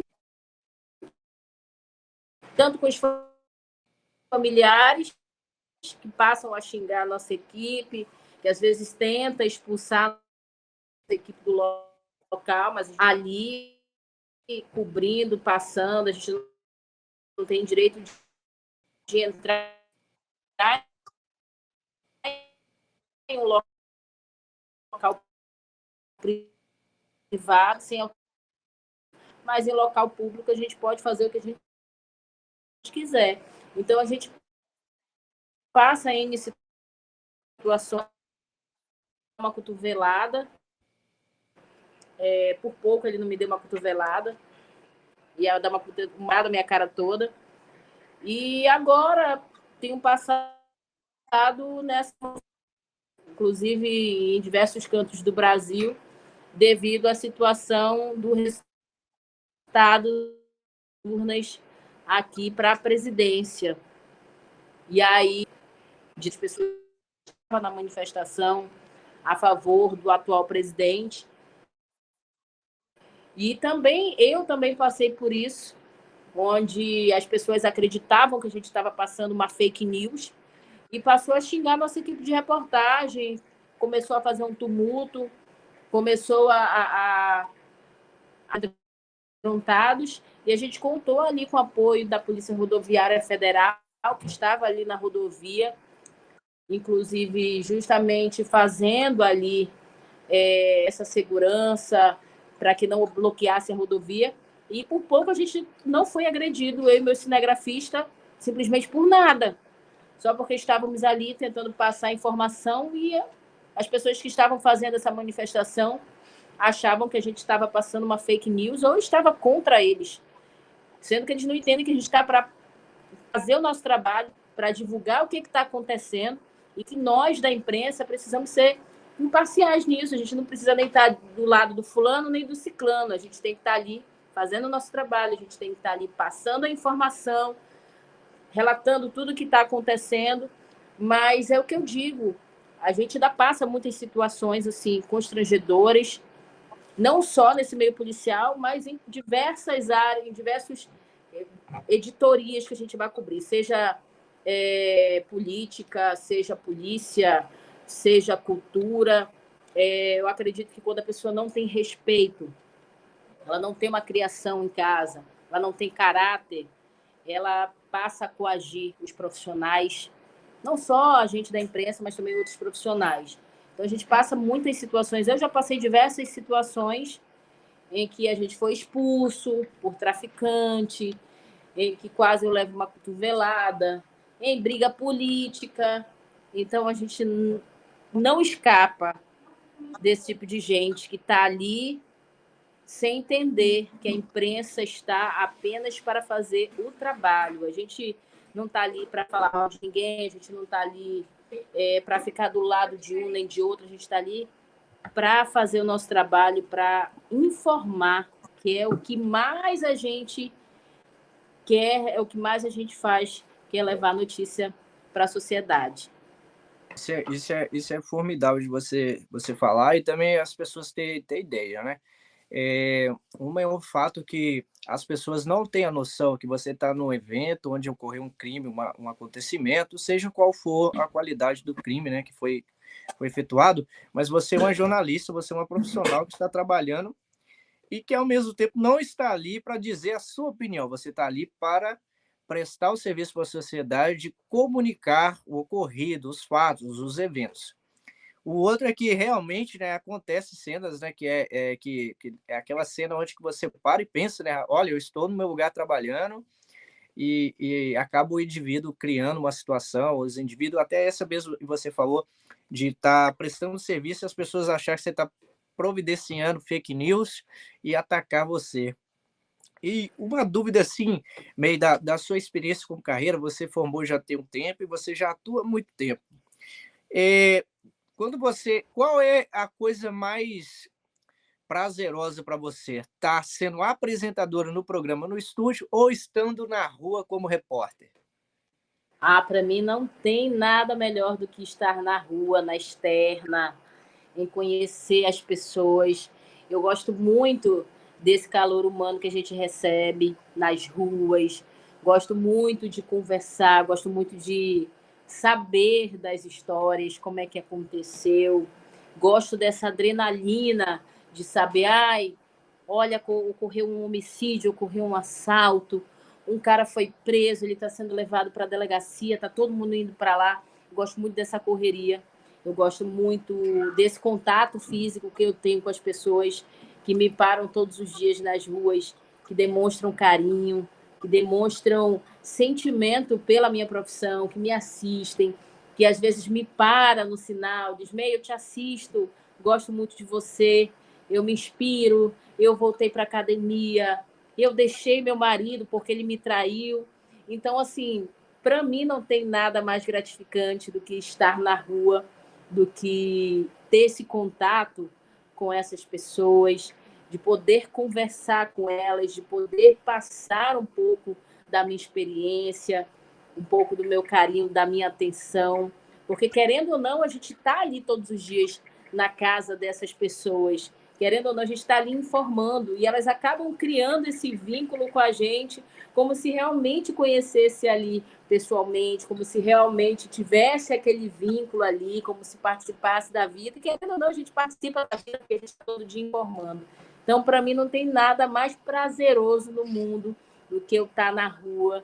Isso, para mim, é o que me alegra, é o que eu digo. Quando eu saio de casa 3h20 da manhã, quando eu acordo 3h20 da manhã e saio de casa 4 da manhã todos os dias, eu deixo todos os meus problemas aqui em casa e vou para o meu trabalho. É o que eu digo, eu esqueço tudo. É o momento que eu deixo tudo de lado, assim, meus problemas, minhas dificuldades, e embarco mesmo. E aí eu esqueço, né, que eu sou a meio mãe, meio dona de casa, meio cheia de problemas, meio cheia de contas. E eu tô ali para ser a meio repórter que vai contar a história, que vai apurar, que vai ter ética, sabe? Que vai ter responsabilidade em passar uma informação, porque não é só saber o que aconteceu, é você ter ética em saber e passar informação e não tá ali para dizer que tu tá do lado do fulano, do ciclano, que tu acha isso ou aquilo, mas que tu tá ali apenas para informar, né? E aí, às vezes, as pessoas é que não entendem isso. Mas, para mim, o mais prazeroso mesmo é estar nas ruas. Isso não... é o que eu amo fazer. May, você está na região de Manaus. Manaus é uma metrópole muito grande e uma das capitais que tem um terreno geográfico maior do Brasil. E também tem um contingente de gente muito grande. Você trabalhando em Manaus e como repórter, você sempre sai para os municípios em volta também da grande metropolitana. E uma dúvida assim para você que trabalha como repórter na rua já há muitos anos, você teve alguma dificuldade em algum momento assim no seu percurso de olhar para trás e pensar assim, olha, eu quero parar aqui ou eu quero prosseguir? Você já chegou a ter dúvidas assim? Porque a vida do repórter de rua é como você falou, você sai de casa 3h30, 4 horas da manhã. Você vai voltar para casa às vezes 11 horas da noite, meia-noite. Às vezes, quando o caso prolonga, você vai voltar para casa 1 da manhã. Você já teve alguma vez que parou assim, olha, eu vou dar um stop nisso aqui, vou pensar em alguma coisa? Você já teve isso? Já tive isso, mas isso aconteceu muito no início, porque eu comecei como produtora, na verdade, assistente de produção. E meu sonho sempre foi ser repórter. Mas comecei como assistente de produção. Na verdade, comecei como estagiária, né? Não tinha remuneração, mas eu sempre fui uma pessoa muito esperta, muito ativa, muito ligada no 220, estava ali sempre para aprender e ajudar. E a gente sabe que nesse meio sempre tem alguém mais alto que a gente, né? Que é a chefia. E quando eu comecei como estagiária, assistente de produção e produtora, eu sempre deixei muito claro que eu queria ser repórter, principalmente da área de polícia. E aí teve uma oportunidade de eu começar a sair para a rua, começar a apurar os casos de polícia. E teve um determinado momento que a chefia não gostou dos meus materiais e começavam a falar que estava uma merda, que não era legal, que não estava bom, que era para eu parar de ir para a rua, que não dava certo. E aí aquilo acabava me gerando uma frustração muito grande, uma tristeza muito grande, onde eu, meu Deus do céu, eu vou parar, porque não é para mim essa vida. Na própria TV, hoje, onde eu estou, na TV Norte, que na época era TV em Tempo, cansei de ir para o banheiro chorar. Eu chorava, meu Deus do céu, o que eu estou fazendo aqui, sendo humilhada por essa mulher, na época era uma chefe que tinha lá, não vou citar nome. E aí eu dizia, meu Deus do céu, o que eu estou fazendo aqui, essa mulher me humilhando. Ficava ali dentro do banheiro, chorava, depois eu lavava meu rosto, aí eu pensava, meu Deus, mas o que eu vou fazer da minha vida se eu não sei fazer outra coisa? Meu Deus, não, vou continuar. Aí lavava meu rosto, enxugava meu rosto, voltava para a redação como se nada tivesse acontecido. Passou-se um tempo, essa mulher saiu da TV, veio um chefe que sabia do meu trabalho, que sabia da minha vontade, me deu a chance de ser repórter policial. E aí eu comecei a dedicar, assistir a programas de TV, onde eu me inspirava nas repórteres, sabia, verificava como é que elas falavam, olhava tudo, como é que elas andavam, como que elas gesticulavam, como é que elas usavam as mãos. E aí tudo isso eu fui aprendendo. E aí eu acabei ganhando uma visibilidade muito grande. E aí eu acabei indo para a crítica, recebendo o convite da crítica, passando lá 3 anos, inclusive trabalhando com Siqueira Júnior. E aí eu ganhei mais visibilidade ainda. Muitos seguidores no Instagram. E assim, é o que eu digo. Você, quando faz o certo, você, quando quer muito uma coisa, quando você luta, quando você corre atrás, quando você tem interesse e vontade, você consegue. Então, assim, tem momentos que eu sei muitas vezes, mas eu sabia que eu tinha meus filhos e precisava dar uma vida melhor para eles. Eu queria parar ali como assistente de produção, como produtora. E aí eu dizia, não, eu vou voltar porque eu não vou desistir por causa dos outros. E aí continuei. E hoje eu estou aqui, graças a Deus. Fiz um pouco meu nome, muita gente hoje, é o que eu sei fazer. E claro que a gente precisa sempre, né, aprender. Todos os dias eu estou em constante evolução de aprendizado, mas eu sempre digo que eu sou mais eu, e estou aqui, não quero parar por aí, ter atenções ainda maiores, porque eu sonho muito alto, precisa sonhar muito alto na vida da gente. E é isso. Mas hoje não penso mais em desistir, não. Hoje eu fico prosseguir e crescer mais ainda na minha vida. Fantástico. A sua vida, a sua carreira é uma motivação para mim, né? Você sempre é uma pessoa que sempre não só apoia, coloca para cima, participa. Hoje está na live e eu sei que é a correria, né? Um fuso horário bem diferente. Mas você como profissional e como pessoa, assim, é uma pessoa com motivação. Eu acho que eu tenho mais um motivo para nunca querer desistir, né? Por causa da sua vida e de como que você é profissional, né? Bom, hoje os estúdios, né? Eu e a Elisângela Alencar, que hoje é ausente, né? Que hoje ela não pôde estar, que deixou um abraço. Também tem um presente para você, se você não estava no início da live. É uma caneca que vai dar Positive Vibes para você também, que a gente vai enviar. Bem legal aqui dos estúdios, vai com o seu nome. Então, é uma caneca fantástica mesmo. E tem a arte da Natália Queiroz, que vai estar aparecendo também, igual vai aparecer do Wilker. E é diretamente de Lisboa, Portugal. E eu gostaria de perguntar para você aqui, basicamente assim, você foi trabalhar junto com o Siqueira Júnior e você teve um bom tempo de trabalho com ele. O Siqueira é agitado daquele jeito mesmo, e daquela forma que a gente vê. O Siqueira é aquele nortino bem agitado mesmo para trabalho. Como foi a experiência de trabalho ao lado do Siqueira?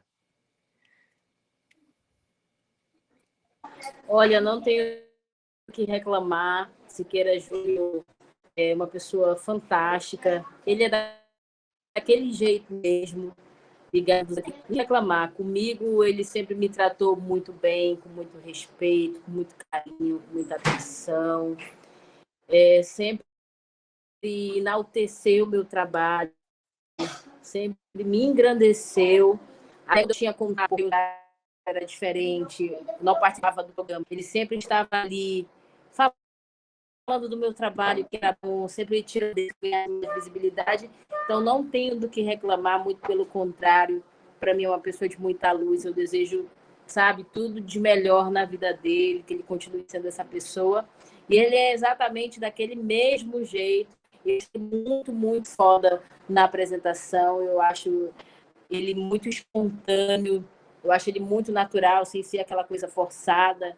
Como eu vejo que tem muitos apresentadores aí que forçam ser engraçado, forçam ter um carisma que nem o Siqueira Júnior, particularmente para mim, é muito bom no que ele faz. Então, não tenho do que reclamar, foi um período muito bom da minha vida, não tenho do que reclamar mesmo, só agradecer pelo carinho. Inclusive, quando eu saí da TV A Crítica, ele me enviou uma mensagem ao vivo do programa, muito carinhosa, que eu levo no meu coração. E eu só desejo o melhor para ele. E é isso. Que fantástico. May, você nesse tempo de formação de academia e do tempo na rua, nós começamos uma série série criminal, que é de serial killers, né? E aqui os eventos nos Estados Unidos têm uma denota muito grande. E nós começamos também eventos novos, que é de casos não... que até hoje não foram respondidos, não foram achados. Só que eu faço um trabalho muito diferente, né? Que nós transformamos em documentário para a plataforma Stream. Porém, nós pegamos as apreensões, os detalhes que são via do FBI, diretamente da polícia, que não é um pouco diferente do que você faz. E uma das experiências para mim que foi marcante de ler, de a matéria, de ver as cenas, né? Ver o corpo, né? A pessoa que infelizmente morreu ali, né? Então, crianças, casos assim que são realmente muito fortes. E as primeiras experiências que eu tive de ler o que o delegado, o policial que aprendeu na cena do FBI, o criminoso e tal, a primeira vez foi muito forte, de embrulhar, assim, né? E naquele dia eu pensei, cara, o repórter policial, quem tá na rua, que chega, vê os fatos, né? Tem que ter um corpo forte e saber lidar na hora de transportar a comunicação, transportar sem emoção na hora. O repórter tem muito isso, essa coisa de segurança, de ser como médico, de não transportar o que ele pensa, a emoção. Isso é uma coisa que você teve que aprender com o tempo, lidar, ou você já era mais tranquilo na hora de chegar, a apreensão, de ver a pessoa que infelizmente morreu ali na cena? Você teve dificuldade, aprendeu a lidar com isso? Olha, eu tinha uma certa dificuldade no início, né? Tipo, quando eu comecei a sair para a rua mesmo para cobrir os casos, eu tinha uma certa dificuldade, eu morria de medo, eu não queria ver ali o corpo ensanguentado, eu ficava desesperada. Mas com o tempo tu vai criando uma experiência, tu vai tendo aquele contato com os policiais, tu acaba virando amiga de muitos policiais, e aí tu vai se acostumando com aquilo como se fosse um médico, né? Que às vezes faz a medicina, mas aí no decorrer ali da faculdade que ele começa a se acostumar com o que ele vai fazer. A gente é a mesma coisa. Já me emocionei e me emociono em alguns casos, cheguei a chorar ao vivo, em casos tristes, principalmente que a gente fica aguardando a chegada do IML, da perícia, dos policiais da delegacia de homicídios, e às vezes a gente sabe que muitas das vezes, a gente sabe não, que todas as vezes a pessoa que é assassinada ali, ela tem alguém, ela tem a mãe, ela tem o pai, ela tem o irmão, ela tem a família dela, alguém vai sofrer por aquela pessoa. E tem muitos casos tristes assim, que envolvem adolescentes, meninas de 14, 15 anos, como eu já cobri casos, que a mãe não sabia, chegou ali desesperada. E eu tenho filhos, né? Eu sou mãe também, eu tenho uma filha adolescente de 15 anos. E assim, para mim é emocionante. O que mais me emociona é uma mãe, a dor de uma mãe perder um filho. Não tem, eu acho que não tem dor maior que essa.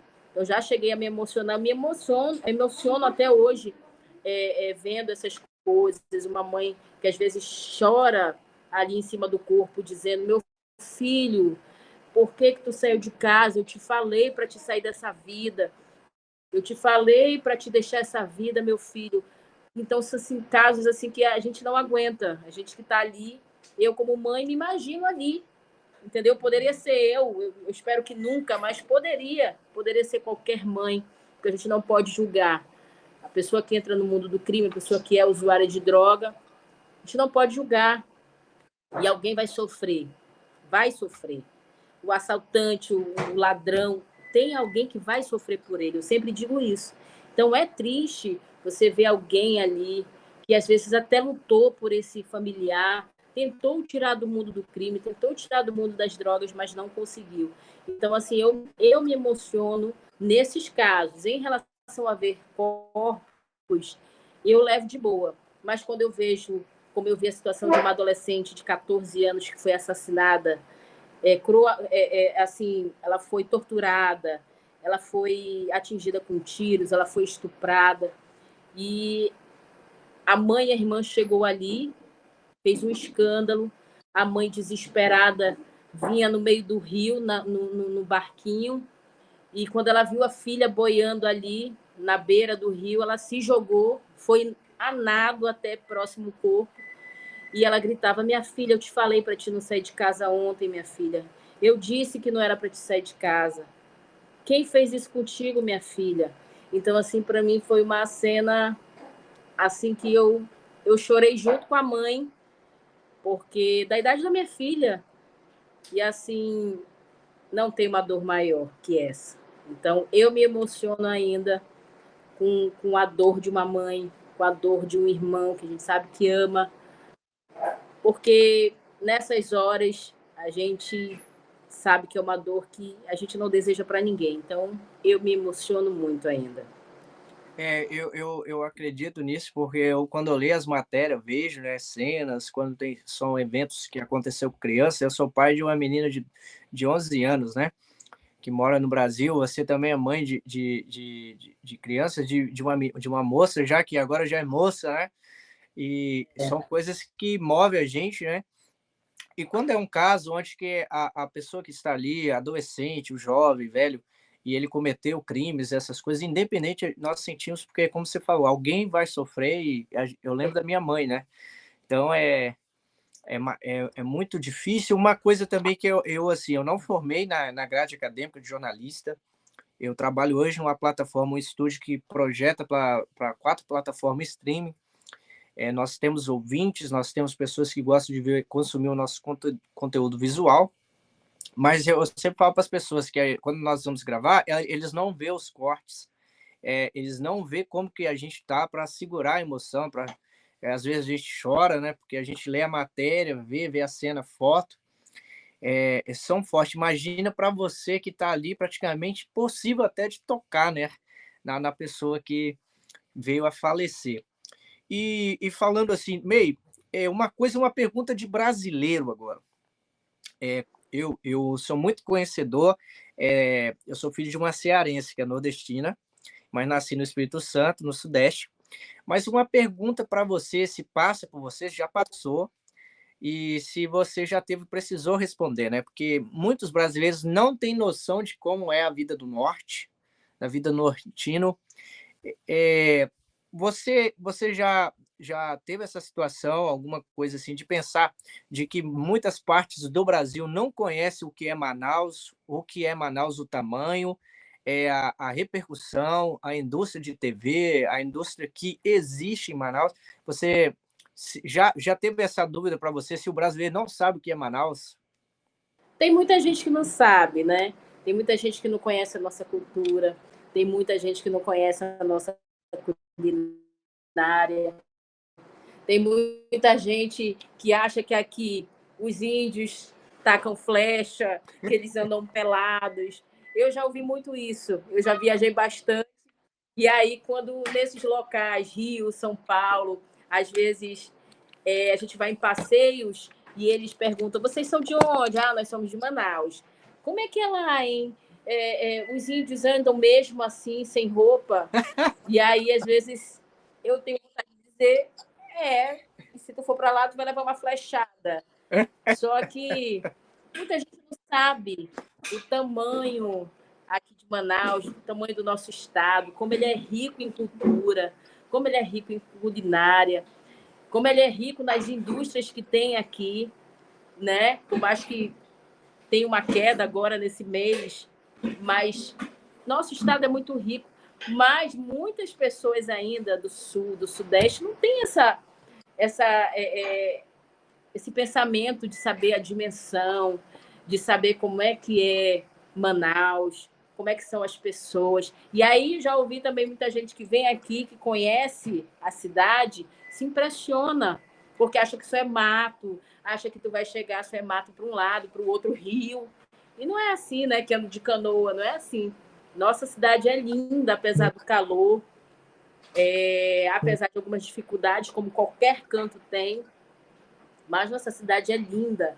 Eu digo que Manaus tem uma cultura linda, como Parintins, né? Que hoje o nosso boi já atingiu aí diversos cantos do Brasil. Muitas pessoas aguardam a chegada do evento para vir para Parintins, para acompanhar, mas muita gente não sabe, muita gente ainda é leigo nisso, vamos dizer, até ignorante em saber como é que é a cidade.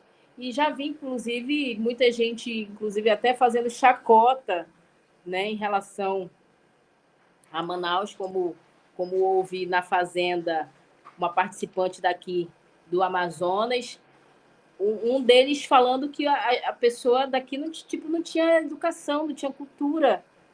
Então, tem muita gente assim que é leigo, que é ignorante, né, em relação a saber como é que é Manaus, a ter uma ideia de como é que é as pessoas daqui, que são pessoas trabalhadoras, que são pessoas hospitaleiras, que aqui você consegue ter uma vida, você consegue ganhar dinheiro, tem muita gente que veio de fora para cá, enriqueceu.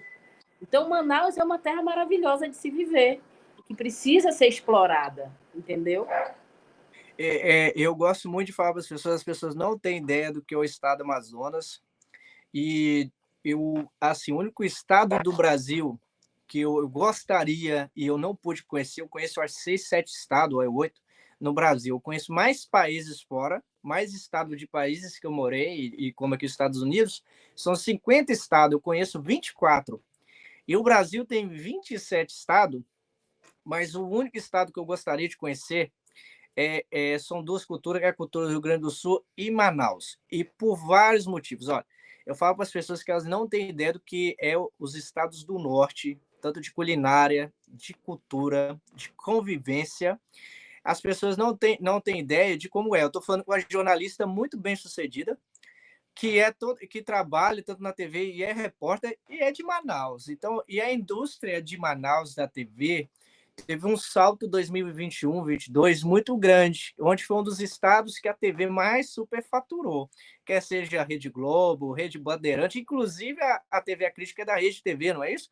Superfaturou. Isso demonstra que Manaus não é um índio taca-flecha, tão pouco, né?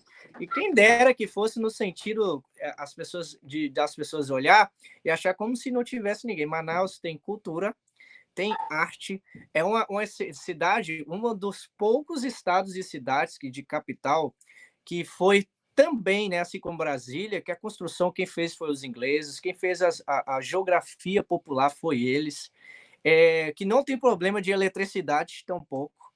A indústria e mercado de Manaus é muito grande, os estados brasileiros, para eles ter uma economia melhor, um mercado mais fácil, tudo vem de Manaus. O computador, é a TV, é a moto, é a indústria de Manaus. Manaus é um polo industrial que o brasileiro não tem ideia do que forma para o Brasil. Tem ideia. E eu falo para o pessoal... A TV que ele está assistindo é feita aqui, né? Ele não tem ideia. Não tem ideia do que a TV, o computador, o celular foram feitos pelos índios daqui, entendeu? Não tem ideia. Se tivesse ideia, eu não falava esse tipo de coisa. Eu acho muito bom de perguntar e de falar isso você de coisa brasileira, porque quebra muita coisa, né? Porque também eu acredito que é aquilo que as pessoas escolhem como método. Quer ver uma coisa? 20 e poucos mais anos atrás, nós tínhamos aquela coisa de ter o Dia do Índio, e era cultivado o dia do índio, era dito que o índio era de Manaus, do Pará, do Amapá e assim vai. Não é bem isso? Isso. Pois é, 20 anos atrás, na era que o Brasil teve a sua ideia, que teve a crescente, computador, depois teve a evolução para celular 2008, 2009, me diga onde é que essas coisas eram feitas e quem era o primeiro brasileiro que pegava e com um consumo de imposto muito baixo? O Manauara, né? É. E as pessoas não têm noção de Manaus de falar também. Eu lembro quando a Lenovo comprou a Motorola. Quando a Lenovo comprou a Motorola, os primeiros foram fabricados em Manaus e o povo, tipo assim, achando ruim. O Manauara já tinha Lenovo, já estava feliz. Já estava já esperando o outro, né? E eu percebo, já estava esperando uma nova atualização, né? E o legal disso, de saber, é que o brasileiro não tem ideia do que é o Brasil e tão pouco do como que é as terras do norte, né? E eu falo para as pessoas precisam ir em Manaus, de saber, de ler. Eu estudei sobre a geografia em Manaus, então para mim é um prazer imenso saber do que é Manaus. Então quando o pessoal fala de Manaus, aqui um americano falou para mim, nossa, o Amazonas tem um problema de queimada. Os índios estão falando assim, quem disse que tem índio lá, bobo? Põe no canal da Meia aí que tu vai ver índio aí, ó. Olha, eu digo que quem é amazonense, quem é de Manaus, ele é um caboclo arrochado, porque aguentar o calor daqui é só para quem tem peito. Quem não tem fica como Nutella, né? Fica aí de mimimi. Mas o Manauara, ele é foda, que eu digo, porque aguenta o sol daqui, ele é trabalhador, ele inventa, ele cria, é hospitaleiro. Então eu digo, quem não conhece Manaus precisa conhecer, precisa ter esse contato. E quem vem para cá para aguentar o clima, ele pode passar em qualquer prova depois, porque ter pulso firme. Ó, olha só, falando de como que Manaus tem uma importância muito grande no Brasil e não é uma pouca coisa relevante. O Brasil está numa catástrofe assim política para quem quer, quem não quer, tem uma mudança política agora. E o Manauara ele não está nem aí para saber se o Brasil vai ter um problema econômico ou não, porque o polo industrial de Manaus se sustenta e sobrevive. Sobreviveu nos últimos 30 anos, teve a crescente nos últimos 30 anos. Os outros estados começaram a melhorar, né, nos anos 90, por causa do petróleo. O mercado industrial de Manaus sobrevive. Sim, sim, é muito rico, né? E é o que a gente tem de mais rico e precioso, né? Nosso polo, nossa Zona Franca, que inclusive é motivo de discussão aí entre os políticos, mas graças a Deus tem se sustentado, né? Isso que importa. Meio assim, gostaria de pedir para você deixar uma palavra assim também, e eu acredito que eu acho que a live do Wilker pode ter caído, e a gente vai ter uma oportunidade de ter uma fala, principalmente são pessoas de TV, e principalmente que a gente tem uma ideia de educar as pessoas, principalmente para quem se formou, quem é de uma grade acadêmica, que tem experiência na TV, principalmente para quem trabalha no stream, como eu, ter essa didática, né, de influência, que é de pessoas que vivem, que faz, que entende do que está no que está trabalhando, e de que tem uma importância também na internet, que eu acho que é muito importante falar para as pessoas, né? A gente visa falar sobre impacto social, de vivência, experiência de vida. E o nosso público é assim. Então a pessoa vai estar nos ouvindo, nos assistindo em vídeo, né? Nosso podcast em vídeo também no Spotify, no YouTube, na Rumble, também no Apple Music, que a gente tem uma crescente muito grande. Nós tínhamos um canal muito maior no YouTube que perdemos, mas hoje nós temos assim bastante pessoas que nos assistem no Spotify que não vai para o YouTube. Só que você está chegando nos 8 países do idioma português. E você está sendo ouvido agora na África, na Ásia, também aqui. E isso é uma esfera muito importante, que é de uma mulher batalhadora, que estudou, formou e trabalha há muitos anos, né? Uma pessoa que é de muita influência. E, como eu falei, de um estado muito rico, né? Que talvez isso vai ser muito impactante, que você cresce todo dia, e você sempre cresceu, e quando você foi trabalhar com o Siqueira Júnior, né? Isso não favoreceu, o seu crescimento sempre foi contínuo, Então, você nunca precisou, né, estar do lado de alguém. A sua vivência faz com que o seu público cresça. Mas eu gostaria que você deixasse uma palavra, principalmente para as mulheres, né, as pessoas que estão estudando, que quer ser jornalista, quer ser repórter policial, e você dá uma motivação para elas, e para elas não desistir, porque isso é muito importante, né, principalmente para as mulheres que vai estar ouvindo, né? Eu gostaria que você desse uma palavra de incentivo para elas. André, assim, eu como mulher, como eu disse, eu não cheguei ainda onde eu quero chegar, mas para quem quer fazer jornalismo, reportagem policial, quer editoria de política, cultura, esporte, para tu ser jornalista, tem que amar, tem que gostar, tem que saber realmente que é aquilo que a pessoa quer, porque não é algo que tu vai enriquecer, não é algo que tu vai ganhar rios de dinheiro, mas é algo que vai te dar prazer no que tu gosta, no que você faz. E eu faço o jornalismo por amor, principalmente as matérias policiais, que foi o que eu sempre quis fazer desde quando eu me entendo por gente, vamos dizer assim. E o que eu digo para as pessoas, principalmente para as mulheres, é ter certeza que realmente quer fazer jornalismo, não desistir, porque, apesar de tudo, nesse meio, como em qualquer outro meio, seja no direito, administração, medicina, tem os prós e os contras. Tem as pessoas que vão te levantar e as pessoas que vão querer te derrubar. Então, a gente precisa sempre ter essa noção. E, como mulher, eu digo que a gente não precisa desistir de nada na nossa vida. Eu vi muito de baixo.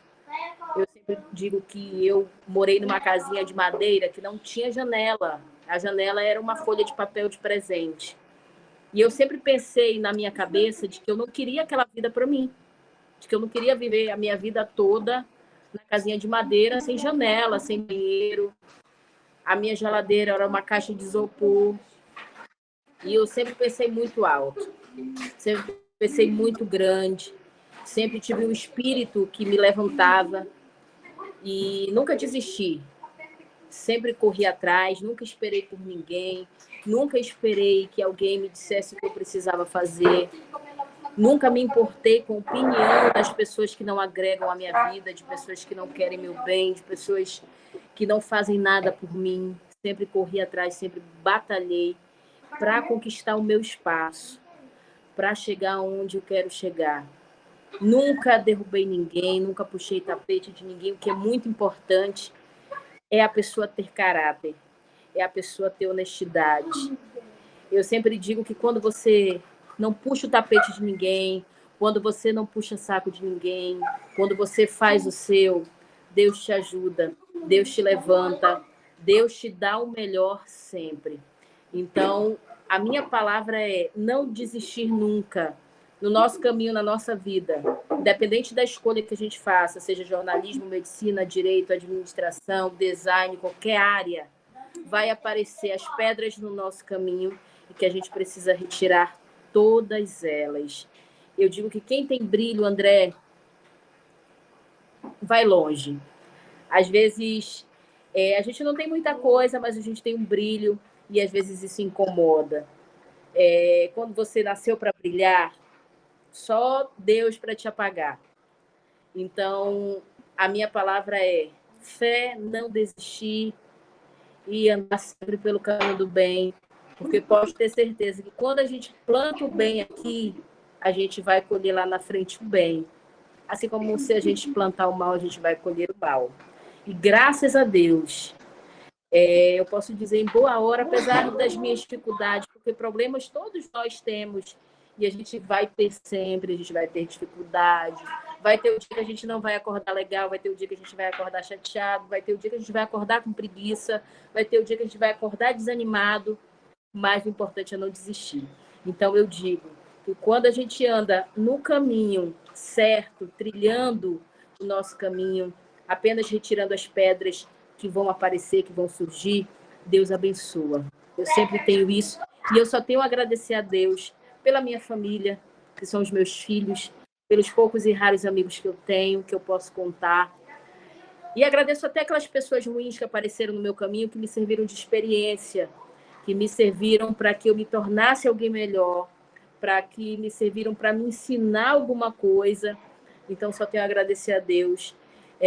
Não estou ainda onde eu quero estar, não cheguei ainda onde eu quero chegar, mas pode ter certeza que eu já passei do meio do caminho e desistir não é comigo. Eu sou muito forte, eu sou muito guerreira, eu sou mãe de 4 filhos, crio os meus filhos sozinha, com muita garra, com muita honestidade, não falta nada para eles.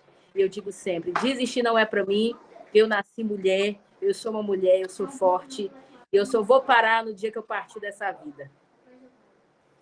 Olha, eu estou muito feliz de te ouvir, de você estar aqui no live, na live aqui, é um prazer receber você que está falando com você, é a primeira de muitas.